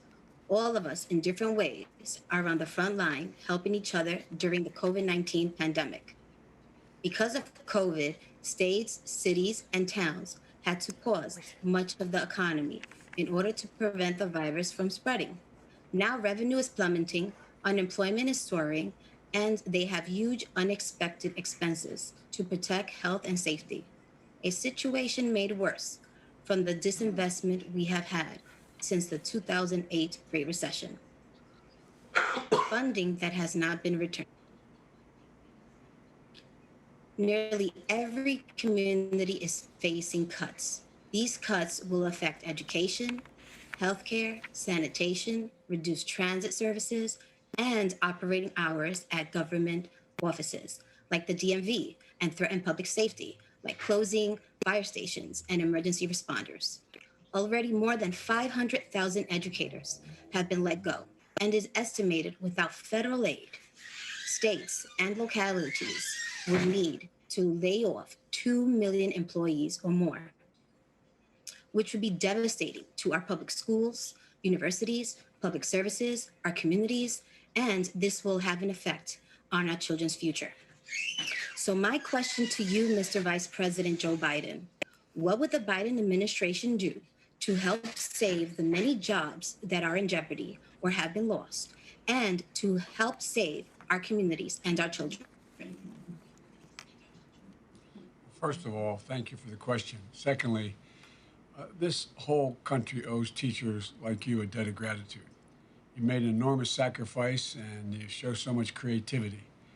And making the abrupt shift to online learning, preserving some sense of stability and normality for kids and keeping them growing and keeping them learning and the gap from widening. But preparing for the fall now has so much uncertainty. Now, first and foremost, Trump and McConnell have to stop playing political games with the HEROES Act, which is that allows for billions of dollars to go to state and local governments. As I know you know, Priscilla, the reason why cities, counties, and states, all of them across America, are laying off people is they have to balance their budgets. Their budgets have to be balanced. They can't have a deficit. And what happens is, because so little tax revenue is coming in, because Trump so badly mishandled the COVID virus and caused this spiral that's occurred, there is no money to be able to keep necessary people employed. And so what we literally are going to have to keep the nation going. And at a time when COVID has slashed those budgets, state and local budgets, the Trump Republicans are offering nothing to prevent these layoffs of teachers or first responders, or to keep helping residents who need it most. It's unacceptable. You know, it's bad for educators, it's bad for students, it's bad for communities, it's bad for universities, and it's going to further slow the growth and make unemployment even worse. We have to make sure the states and local governments get full funding they need to prevent teacher layoffs, to help schools reopen safely this fall, only if they're in areas that can tolerate it. We have to make sure everyone can vote safely in November. This isn't math exercise. It's about you. It's about making sure educators, healthcare workers, public service workers don't see wages or job cuts. Because when they do, guess what? They put the entire community at risk. When you shut down a fire station, somebody's going to die in that neighborhood when there's a fire. That's what's going to happen. When you close out the ability to pick up the phone and call for help from a first responder, it's causing people great difficulty. When you lay off so many educators and janitors and bus drivers and folks who work in the school system and nurses, what happens? You not only cause them to put them in great difficulty and not being able to go back if they're able to go back, but you do one other thing. You slow the economy even further, even further. It's an economic interest of the country to get us out of this, to have these jobs maintained. People are dying, out of work, afraid for their children. The clock is ticking. And Congress has to act now. And as I said at the outset, Priscilla, look, we went through a similar thing, not as a consequence of mishandling of a COVID crisis, but because we inherited the greatest recession short of a depression in American history. And the president put me in charge of a program that I had to get almost 840 and $1 billion out in order to keep the economy from going into depression. And what we did, we took about 900 of that to make sure that we, in fact, went out and made sure that teachers kept their jobs, educators kept their jobs, firefighters kept their jobs, law enforcement kept their jobs, nurses kept their jobs, hospital and clinics stayed open. That's what has to happen. That's what has to happen. And it generated economic growth. We came back, the economy grew, but that's what we have to do. And this is absolutely bizarre. And you have, I'm sorry to go on so long, you have a Republican leader in the Senate say, let the states go bankrupt.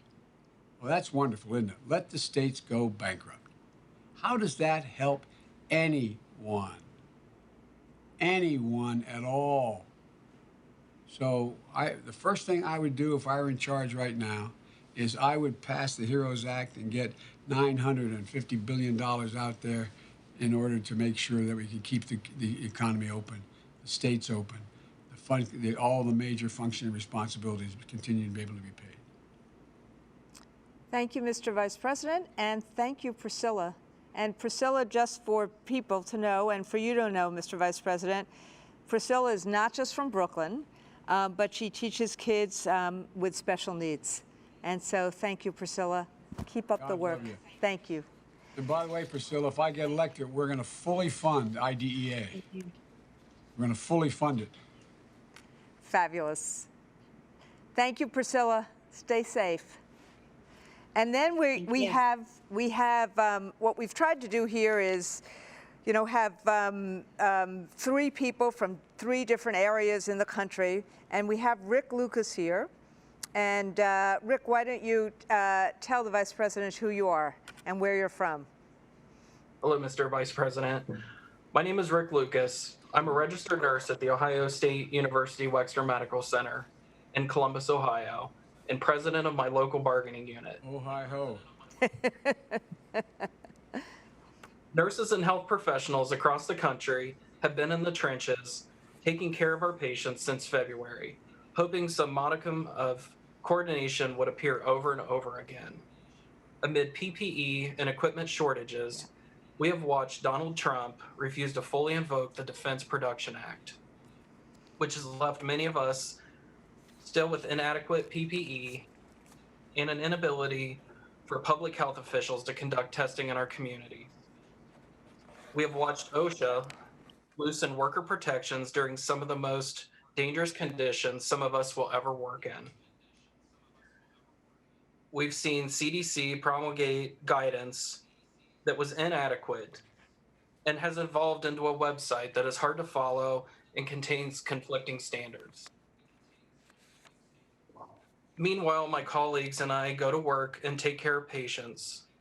We watch our patients say goodbye to relatives on FaceTime and die alone.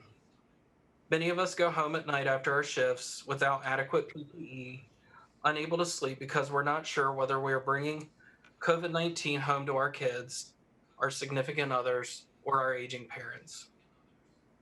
The trauma we wear is real, and so much of it was avoidable. Meanwhile, our states and localities are trying to construct and implement disease surveillance programs and a public health system that has been defunded to the point of having no capacity for the robust testing, tracing, and isolation that is needed to stop this virus. I can only imagine how chaotic the distribution of a vaccine will be. And if the health inequities COVID-19 has exposed are any indication, we should all be concerned and outraged. It will take years to reconcile the missteps and impact of our poor response to COVID-19. My question to you, Mr. Vice President, is how will a Biden administration work to ensure this doesn't happen again? You've asked the most important question. First of all, let me start by saying that there are any angels in heaven, they're all nurses, male and female. I've been a great consumer of healthcare. I've watched what you do. I watched how you treated and gave hope to my sons after their mom and sister were killed. I watched how you dealt with me when I was in ICU years ago with a cranial aneurysm. how you, and I watched how for such a long time you took care of my son Bo when he had stage 4 glioblastoma and with only months, not whether he'd live. So I think you're maybe the single most underestimated profession in the world. I really mean it. I'm not joking. You're incredible. I've been saying that for the last 25 years. Unfortunately, I've been a significant consumer of your professionalism. Look, first let me start off by thanking you for your courage and putting yourself on the line and your colleagues in your community every single day. And so many of you have died. So many of you have contracted COVID unnecessarily. My son-in-law is a leading surgeon in Philadelphia and reconstructive plastic surgeon for cancer patients. And he, like all the other surgeons, sort of chipped in and dealt with the COVID side. The stories he's told early on about nurses putting garbage bags over their bodies as protection instead because they don't have the protective equipment. You may recall way back in March, I laid out for the president that we should be having a program where we engage the Defense Production Act and use it. There isn't a single reason in the world why we're in a situation where you don't have and everyone else have the protective equipment they need. But he has dawdled so much. Now we still have shortages. We have the inability, for example, as you well know, to even have some of the materials that are needed to swab your nose, right. Little glass vials to test all those things. We're in our capacity to do, and we can do it quickly. But risking your lives, we ask you to go out and risk your lives, fight the daily pandemic without supplies, support, basic respect for science and for government, without any of that. You know, there's no, you know, the commander-in-chief, as he calls himself, and he is, has a duty to get all you need. Instead, Donald Trump's ignored the warnings, refused to prepare, failed to protect our nation. For months, as I said, we've called on the president to take 4 urgent steps to protect frontline heroes. 1, get all essential workers priority access to PPE. Remember what he said initially when I was pushing that? He said, you guys are selling the PPE. You're stealing from stockpiles and selling it. What a wonderful, wonderful thing to say as you're risking your lives. I've told the nurses I know, because I speak with a lot of them, they're afraid to go home at night. They're trying to figure if they get a hotel room because until they can shower and clean, because they're afraid they'll walk into their home and their children or their spouse or their significant other, or their mom or their dad, somebody's going to get it. Second thing, we ought to be able to get free COVID testing and paid sick leave for every worker called back to the job. We have to enforce clear workplace safety standards. OSHA is just an abomination because corporate America doesn't like OSHA. They don't like them telling what they have to do. When they had all these crises in the meatpacking plants, instead of slowing things up, what'd they do? Sped up the line. How in God's name are you supposed to space people to be able to do their job, for example, and speed up the line? 4, Congress we have to push it to get all the essential workers the premium pay they deserve. We can do that. And not only is it the right thing to do for them, but it helps the economy. It helps the economy. When you don't have any money to spend, the economy contracts. Trump has done none of it. You know, I'll do that and a lot more to make sure we never are so unprepared for a pandemic again. Immediately get state and local governments the fiscal relief they need to keep vital public services running. 2, launch a fund for cash-strapped states and local health departments to stop new COVID outbreaks in their tracks. 3, build a new public health jobs corps, hiring 100,000 Americans to do contact tracing and testing now, and to fight environmental health issues, opioids, other health inequities long term. Build on Obamacare. He's out right now, the president is still in federal court trying to do away with health care. where you have 100 million people who are covered because they have a pre-existing condition. 20 million people who never had it. He said, get rid of it all. We should build on that with a public option, a Medicare option, a public option. If you can't afford it, you automatically get covered. And we're going to restore the White House Office of Global Health Security. You know, when we left office, President put together, our administration put together a pandemic office in the White House because we knew from the way we had to deal with 3 other serious diseases internationally, we knew that there were more to come. We didn't know this was coming for certain. But we put together, and we had advanced people. We had CDC having people out around the world to see in advance when these viruses were emerging. We had 44 people in China. He withdrew them from China. We have to boost funding for biomedical research and disease surveillance. We're not spending the money we need to. We have to re-engage with the world so we're ready to prevent the next outbreak. Walls don't stop diseases. We need to work together. And finally, as you note, we need a clear plan for the vaccine. Months ago, I laid out, with the grace of God and the goodwill of the neighbors, as my grandpa would say, we're going to find a vaccine, hopefully sooner than later. But unless we do what I recommended he do relative to testing, unless you have a national plan, a commander who is like look, if we're at war and we had to decide how to get our aircraft and how to get our military persons to the place we most need them, what do you have? You have one commander in charge distributing those forces where they're needed, so he's the only one that knows exactly where it was, not leaving the localities. He's sending them out, or she's sending them out. Well, I suggested about 2 months ago now that we start back then to set up a commander in charge of how we will effectively and efficiently distribute a vaccine when it comes. A massive task of safety, efficiency, and fairly producing and distributing this vaccine when it comes. Millions of lives and livelihoods depend on it. But does anybody think today, if God willing, all of a sudden we found, Lord Almighty, we woke up tomorrow morning and all of a sudden there's a vaccine? What do you think the chances are it gets distributed with any degree of equity and realization across this country to 20 million people? So there's no planning. I don't know what this guy's doing. I'm calling on Trump to commit to 3 principles of integrity for the vaccine and the development. 1, the same principle he should follow, and I'll follow as president.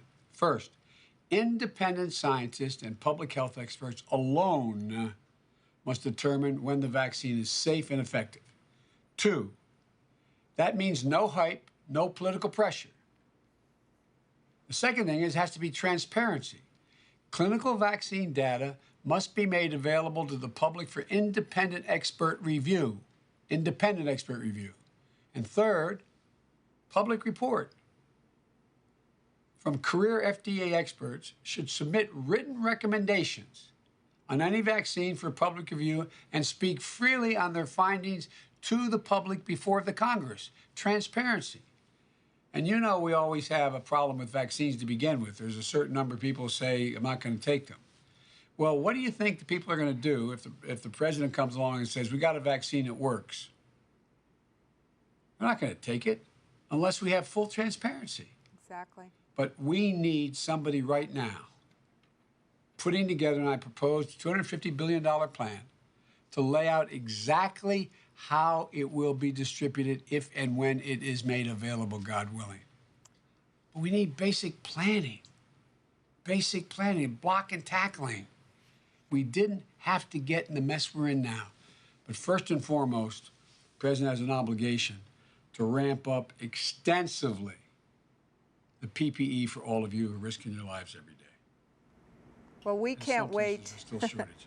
We can't wait till you're there to do that. And Rick has been, I know you have a hard stop, Mr. Vice President.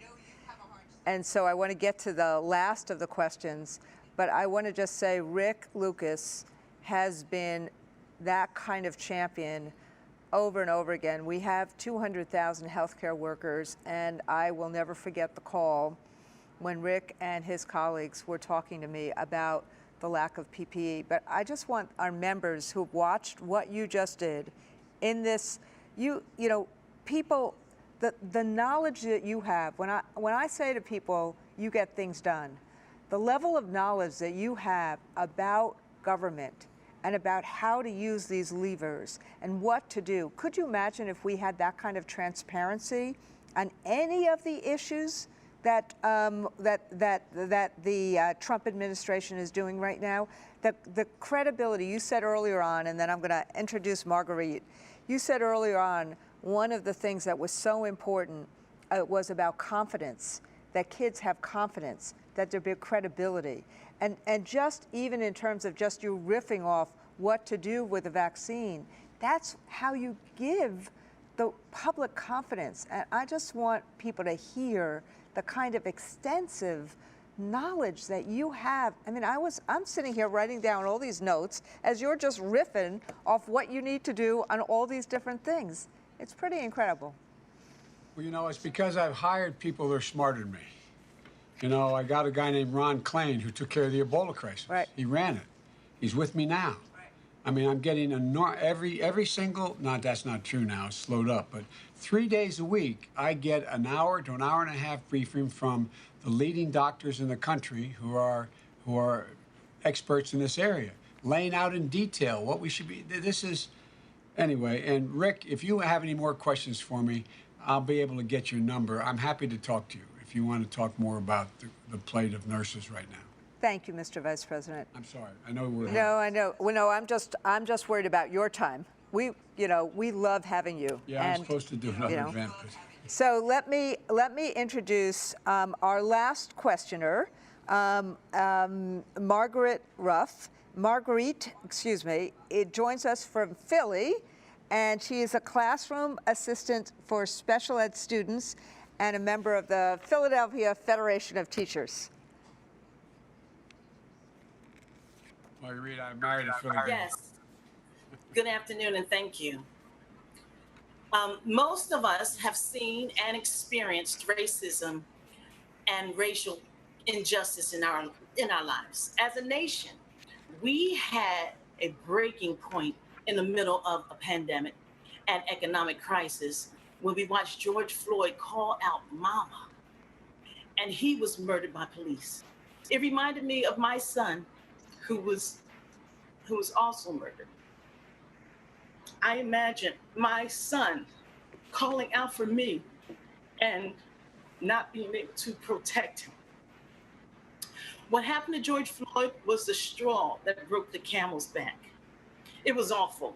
In the middle of the pandemic, we took to the streets, not only for George, but for all who preceded him, documented and undocumented.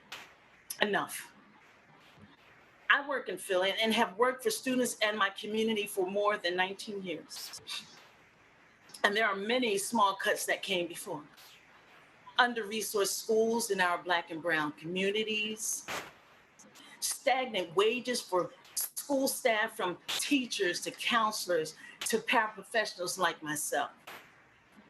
We are the foundation of this country. I mean, we taught presidents and CEOs, and yet we have to fight for respect. The healthcare crisis is killing us at an excessive rate compared with everyone else. As president, what will you do to help fix the racial injustice? Not only this racism by police, but also systemically in our education and healthcare and economic structures. Well, first of all, let me say how sorry I am for your loss. You know, I've lost two children. One to an accident and one to a disease. And it's the one thing a parent never anticipates. You feel like you're being sucked into a black hole inside your chest. You're going to just get lost, and it never goes away.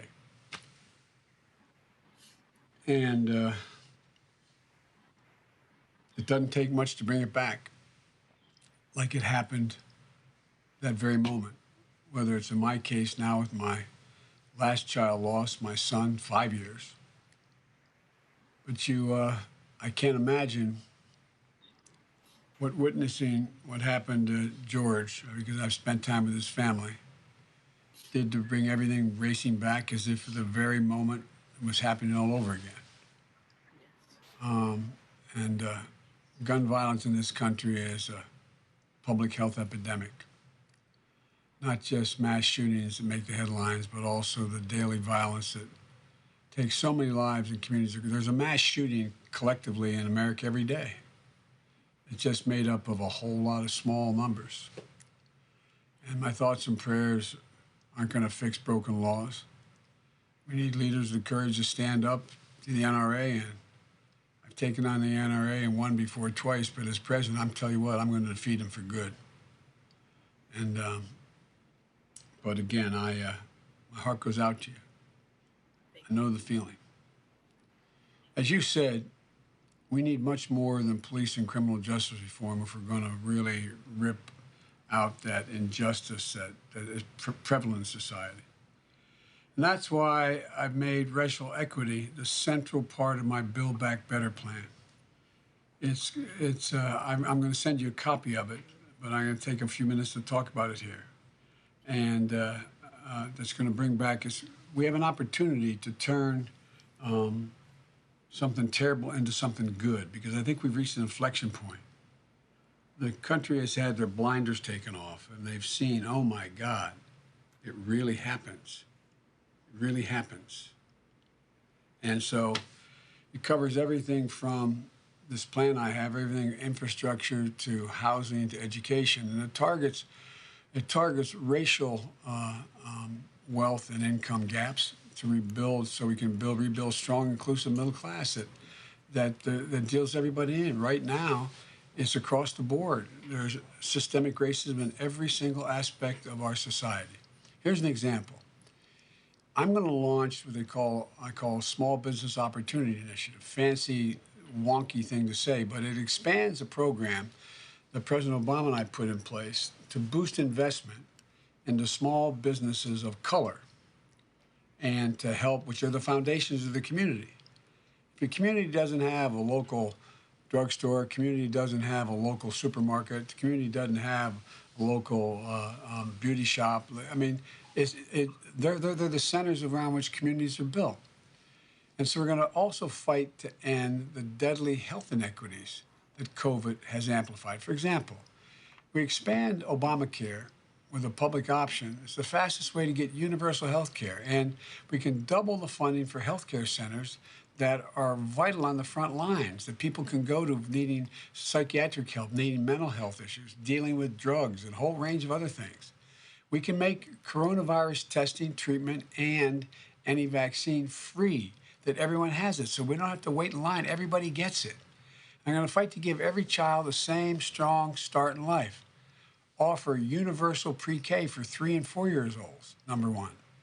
Number two, triple the funding for at-risk schools, Title I schools, to close the gap between the rich and the poor here from $15 to $45 billion a year. Boost teacher pay and teacher assistants pay, because we're running short on teachers unrelated to the COVID virus. If we just had everything moving along like it was before, we're going to be short over another 500,000 teachers by 2025. We're going to expand the pipeline of educators of color. You know the numbers. All the great studies have pointed out that in schools where there's students of color, it makes a big difference if the teacher or the teacher's aide is of color. It fundamentally impacts their learning. It's real. It's not some quack thing. Well, great universities over the last 6, 8 years have produced these studies. And kids are more likely to stay in school if they have someone like them in the classroom teaching them or caring for them. That's why we're going to fight to close the college race gap and ease the student debt crisis, which has left black college graduates 5 times more likely than white graduates to have to default on their student loans because of their financial circumstances. We're going to fix the public service loan forgiveness program, so that if you, in fact, continue to teach or do what you're doing and you're in school, your debt will be fully forgiven for school. If you do it and up to $10,000 a year in student debt is forgiven. We're going to make public colleges free for any family earning less than $250,000 or $125,000 a year. Free college. We're going to invest $5 billion in graduate teaching programs at HBCUs, historic black universities, college universities. We're going to fund dual enrollment high school programs, which you're familiar with, a few in Philly, that train aspiring educators early while they're still in high school themselves and get college credits while they're moving. We have an enormous task ahead of us in rebuilding and reinvigorating this economy. But every American deserves a strong foundation and needed to play the role. Last thing I'll say, you know, right now, there's one of the great things that I find that, and I know I went through it as a single parent for 5 years, trying to raise 2 boys, is that the cost of childcare is astronomical. And if you are in that sandwich generation like you are, you may have a parent and or a child that has to be taken care of. And what happens? We don't pay child care workers nearly enough. We don't pay the people who come in to take care of our parents nearly enough. But people can't afford to pay them because they don't have the money. So I set up a program whereby we're going to fund the training of and the advancement of people who are helping with elder care and child care so they can increase their capacity and their credentials while they are doing what they do. And that's going to create, the estimates are, 3 million good paying jobs. And it's going to allow all those women primarily who are single moms to be able to go back to work because they have a 2 or 3 year old at home that can be actually cared for and be in preschool. So there's so many just simple things we can do. And it's not just spend, like turn on the faucet, spending government money.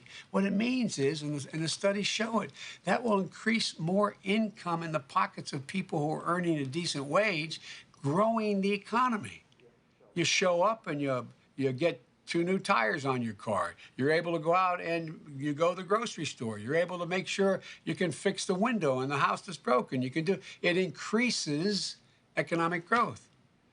You know, you're familiar probably with Claymont, Delaware, I suspect. It's not far from where you live in Philly, just on the Delaware border, the Pennsylvania border down by Marcus Hook and Chester and the like. And when I was a kid in grade school, early grades, my dad didn't have a job in Scranton, Pennsylvania, a working class neighborhood we lived in, and we moved down to, my dad, no one in my family had gone to college, my dad and my mom. And we moved down to Claymont, Delaware.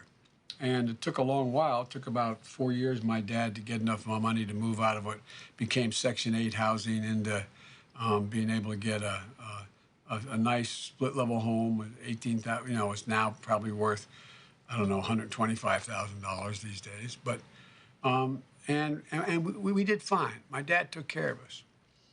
But he used to have an expression. He said, Joey, and I think this is a core what you're talking about. A job's about a lot more than a paycheck. It's about your dignity. It's about respect. It's about your place in the community. It's about being able to look your kid in the eye and say, honey, it's going to be okay, and mean it. Today, over 50% of the American people think their children will never even reach the standard of living that they have reached. And much of it has to do with systemic racism for Black, Latino, and Asian people. And it's real, but it's totally unnecessary. And by the way, I just don't say this when I'm talking to teachers or African-American women. I say this to the Wall Street types because it's overwhelming the interest of the United States of America that we grow the country, open up. My concluding comment, I know I'm staying too long. I'm overstaying my welcome here. But here's the deal. You know, don't overstay your welcome. I think that there are certain... You don't overstay your welcome. Okay, well, thank you. There are points in the history of every country, as a student of history, and that are what we call inflection points, where you reach a point where there's a chance to make a significant change for the better or worse in the country's future because of circumstances that have occurred. Well, as your president has said, we have COVID, we have high unemployment, and we have systemic racism, all hitting at one time. But this is one of those inflection points where the American people are finally saying, oh my God, I didn't realize how bad it was for so many people. And the example I'll give is when Franklin Roosevelt got elected in the middle of the Great Depression. I'm not Franklin Roosevelt. I'm not making myself out to be Roosevelt. But I've given a similar opportunity to find president. Because what did he do? He just didn't take us out of a recession. He built back better. We went from he realizing how many people have been left behind, so we ended up with a thing called Social Security.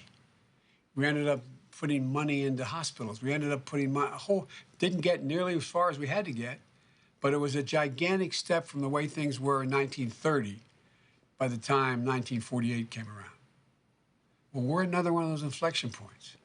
I think the country's ready, and ironically, the things that can build back the country are the very things that can have a phenomenal impact on diminishing racism and making sure they're good-paying jobs. Because we have to build now. We have to invest over $1 trillion in infrastructure, highways, roads, bridges that aren't safe. We got to make sure we have facilities that can produce energy that don't pollute the hell out of it, and make sure that particularly communities of color, on fence-line communities and that are being hurt badly. Look at the number of African Americans that have diabetes. Look at the number of Americans that, African Americans. Well, a lot of that goes back to what happens when they were kids.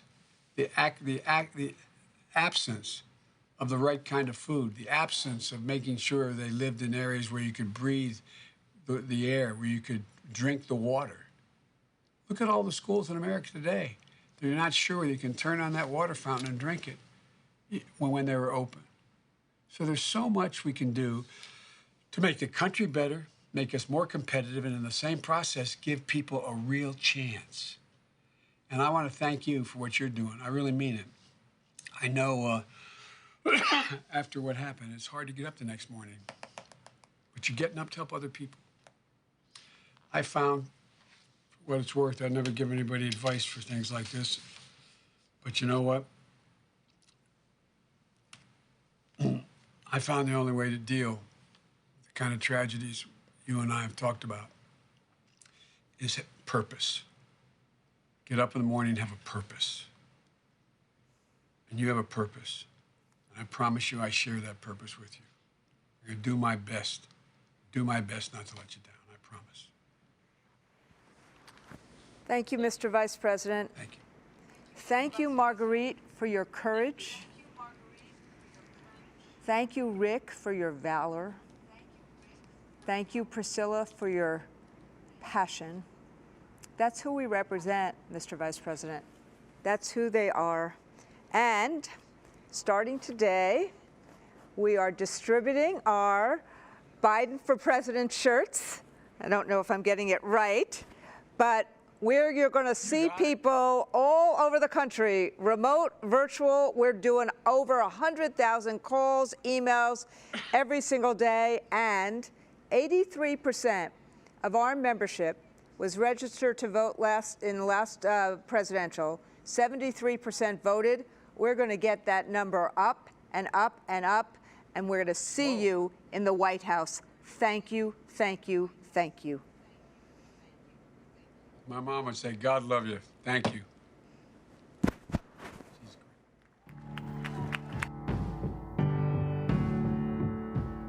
Any country that out-educates us is going to out-compete us. Don't tell me what you value. Show me your budget, and I will tell you what you value. I promise you one thing.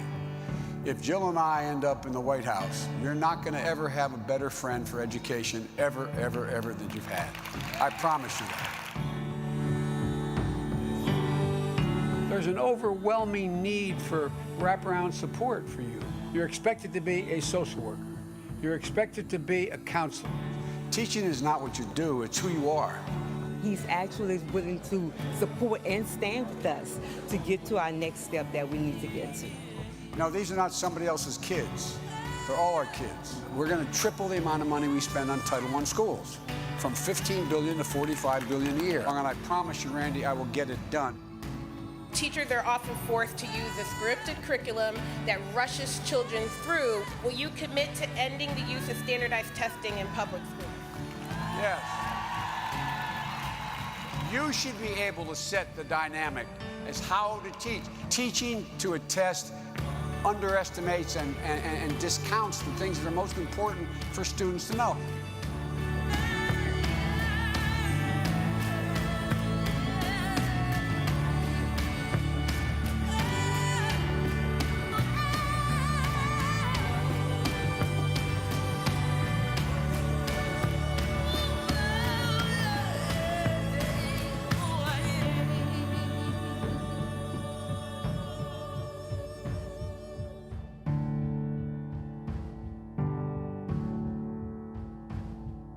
We need to get out and vote in mass numbers because our livelihoods depend upon it.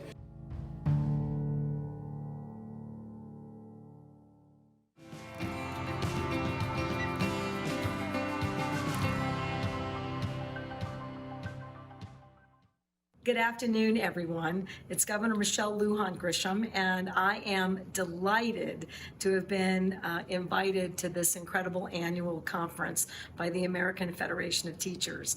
And while I'm incredibly honored to participate via video, there's no doubt that I join the chorus of so many others that I am really missing being able to participate with you directly. However, the leadership shown by AFT around the country, and our state is no exception, during this incredible public health national and international crisis is nothing short of exceptional. And the fact that you and so many others are putting safety and science and sound COVID practices before anything else speaks volumes about how you treat your jobs as educators every single day in the classroom. I think that most folks are aware that in my election for governor, one of the priorities was educational investments and reform. And we talked about New Mexico about having a moonshot, and we did that. We put more resources into our educational budget in our very first legislative session than has ever occurred in the history of the state of New Mexico through one legislative effort. It's our moonshot. Everything from extended days in the classroom for our earliest learners to actually in the second session, securing several $100 million for early childhood education so that we are clear that we're going to have an educational environment from the youngest of our learners to the oldest of our learners in New Mexico, all led by the advocacy of AFT and countless others in our state. Since March, New Mexico educators have assisted the state in providing well more than 9 million meals to our students and our families statewide. They showed up every single day, our educators, including our bus drivers who made sure that they were assisting in the delivery of this much needed food support and nutrition support to our neediest families statewide. We didn't have to ask them. We didn't have to create an arrangement. We didn't have to struggle to strategize about how to get that done. You just showed up and did it. This is what heroism looks like. It's about letting nothing get in the way of your ultimate goal to protect your students and their families. I want to leave you with one more message, that we have an opportunity during and after this convention to come together to make sure that we redouble down our efforts to support our education system in this country and our educators. We have a candidate for president who must be in the White House. Vice President Biden has moved this country from an incredible financial crisis before. He can tackle this economic crisis and this healthcare crisis without foregoing the necessary investments to make sure that education in this country remains a top priority. And lastly, I want to thank the incredible stewardship and leadership of President Weingarten. I have appreciated your fearless advocacy for as long as I have known you, and you're making a difference for our first responders and educators all across this country over and over again.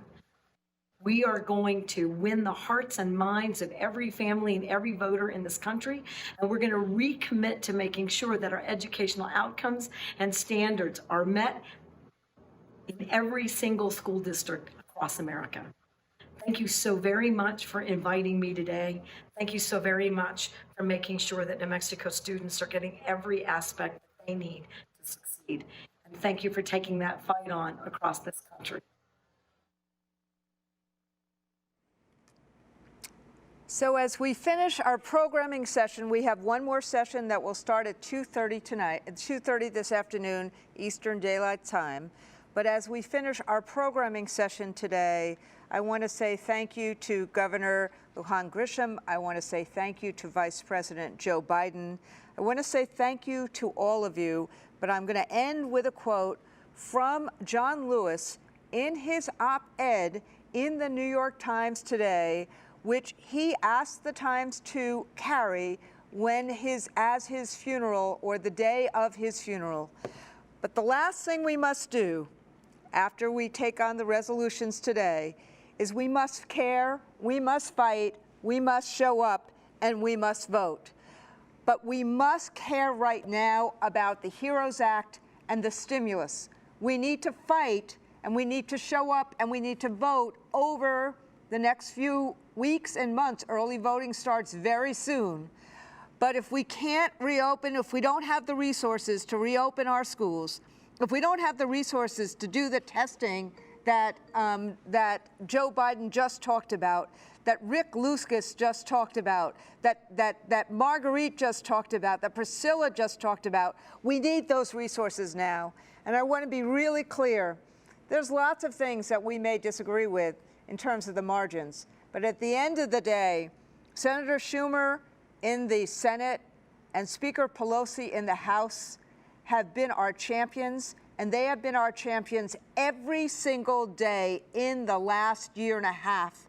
They've been champions for progressive causes. They've been champions for that which we value and that which we need. And ultimately, I want to just end with what John Lewis said today in his call to action for the country. When historians pick up their pens to write the story of the 21st century, let them say that it was your generation who laid down the heavy burdens of hate at last, and that peace finally triumphed over violence, aggression, and war. So I say to you, walk with the wind, brothers and sisters, and let the spirit of peace and the power of everlasting love be your guide. My friends, my colleagues, let's walk with the wind. Let's listen to Congressman John Lewis. Let's fight the fight for justice. Let's show up for each other. Let's have the kind of country which cares and which cares for all. But first and foremost, we need to vote, and we need to fight for the work that we need to fight for over the next few weeks and few months. Thank you, and I'll see you at 2:30. Come up to meet you, tell you I'm sorry. You don't know how lovely you are. I had to find you, tell you I need you. Right when remote education started, I asked the kids, what song did we start do you most wish that we could have finished? And their answer was The Scientist by Coldplay. And I said, well, let's make that your graduation song then.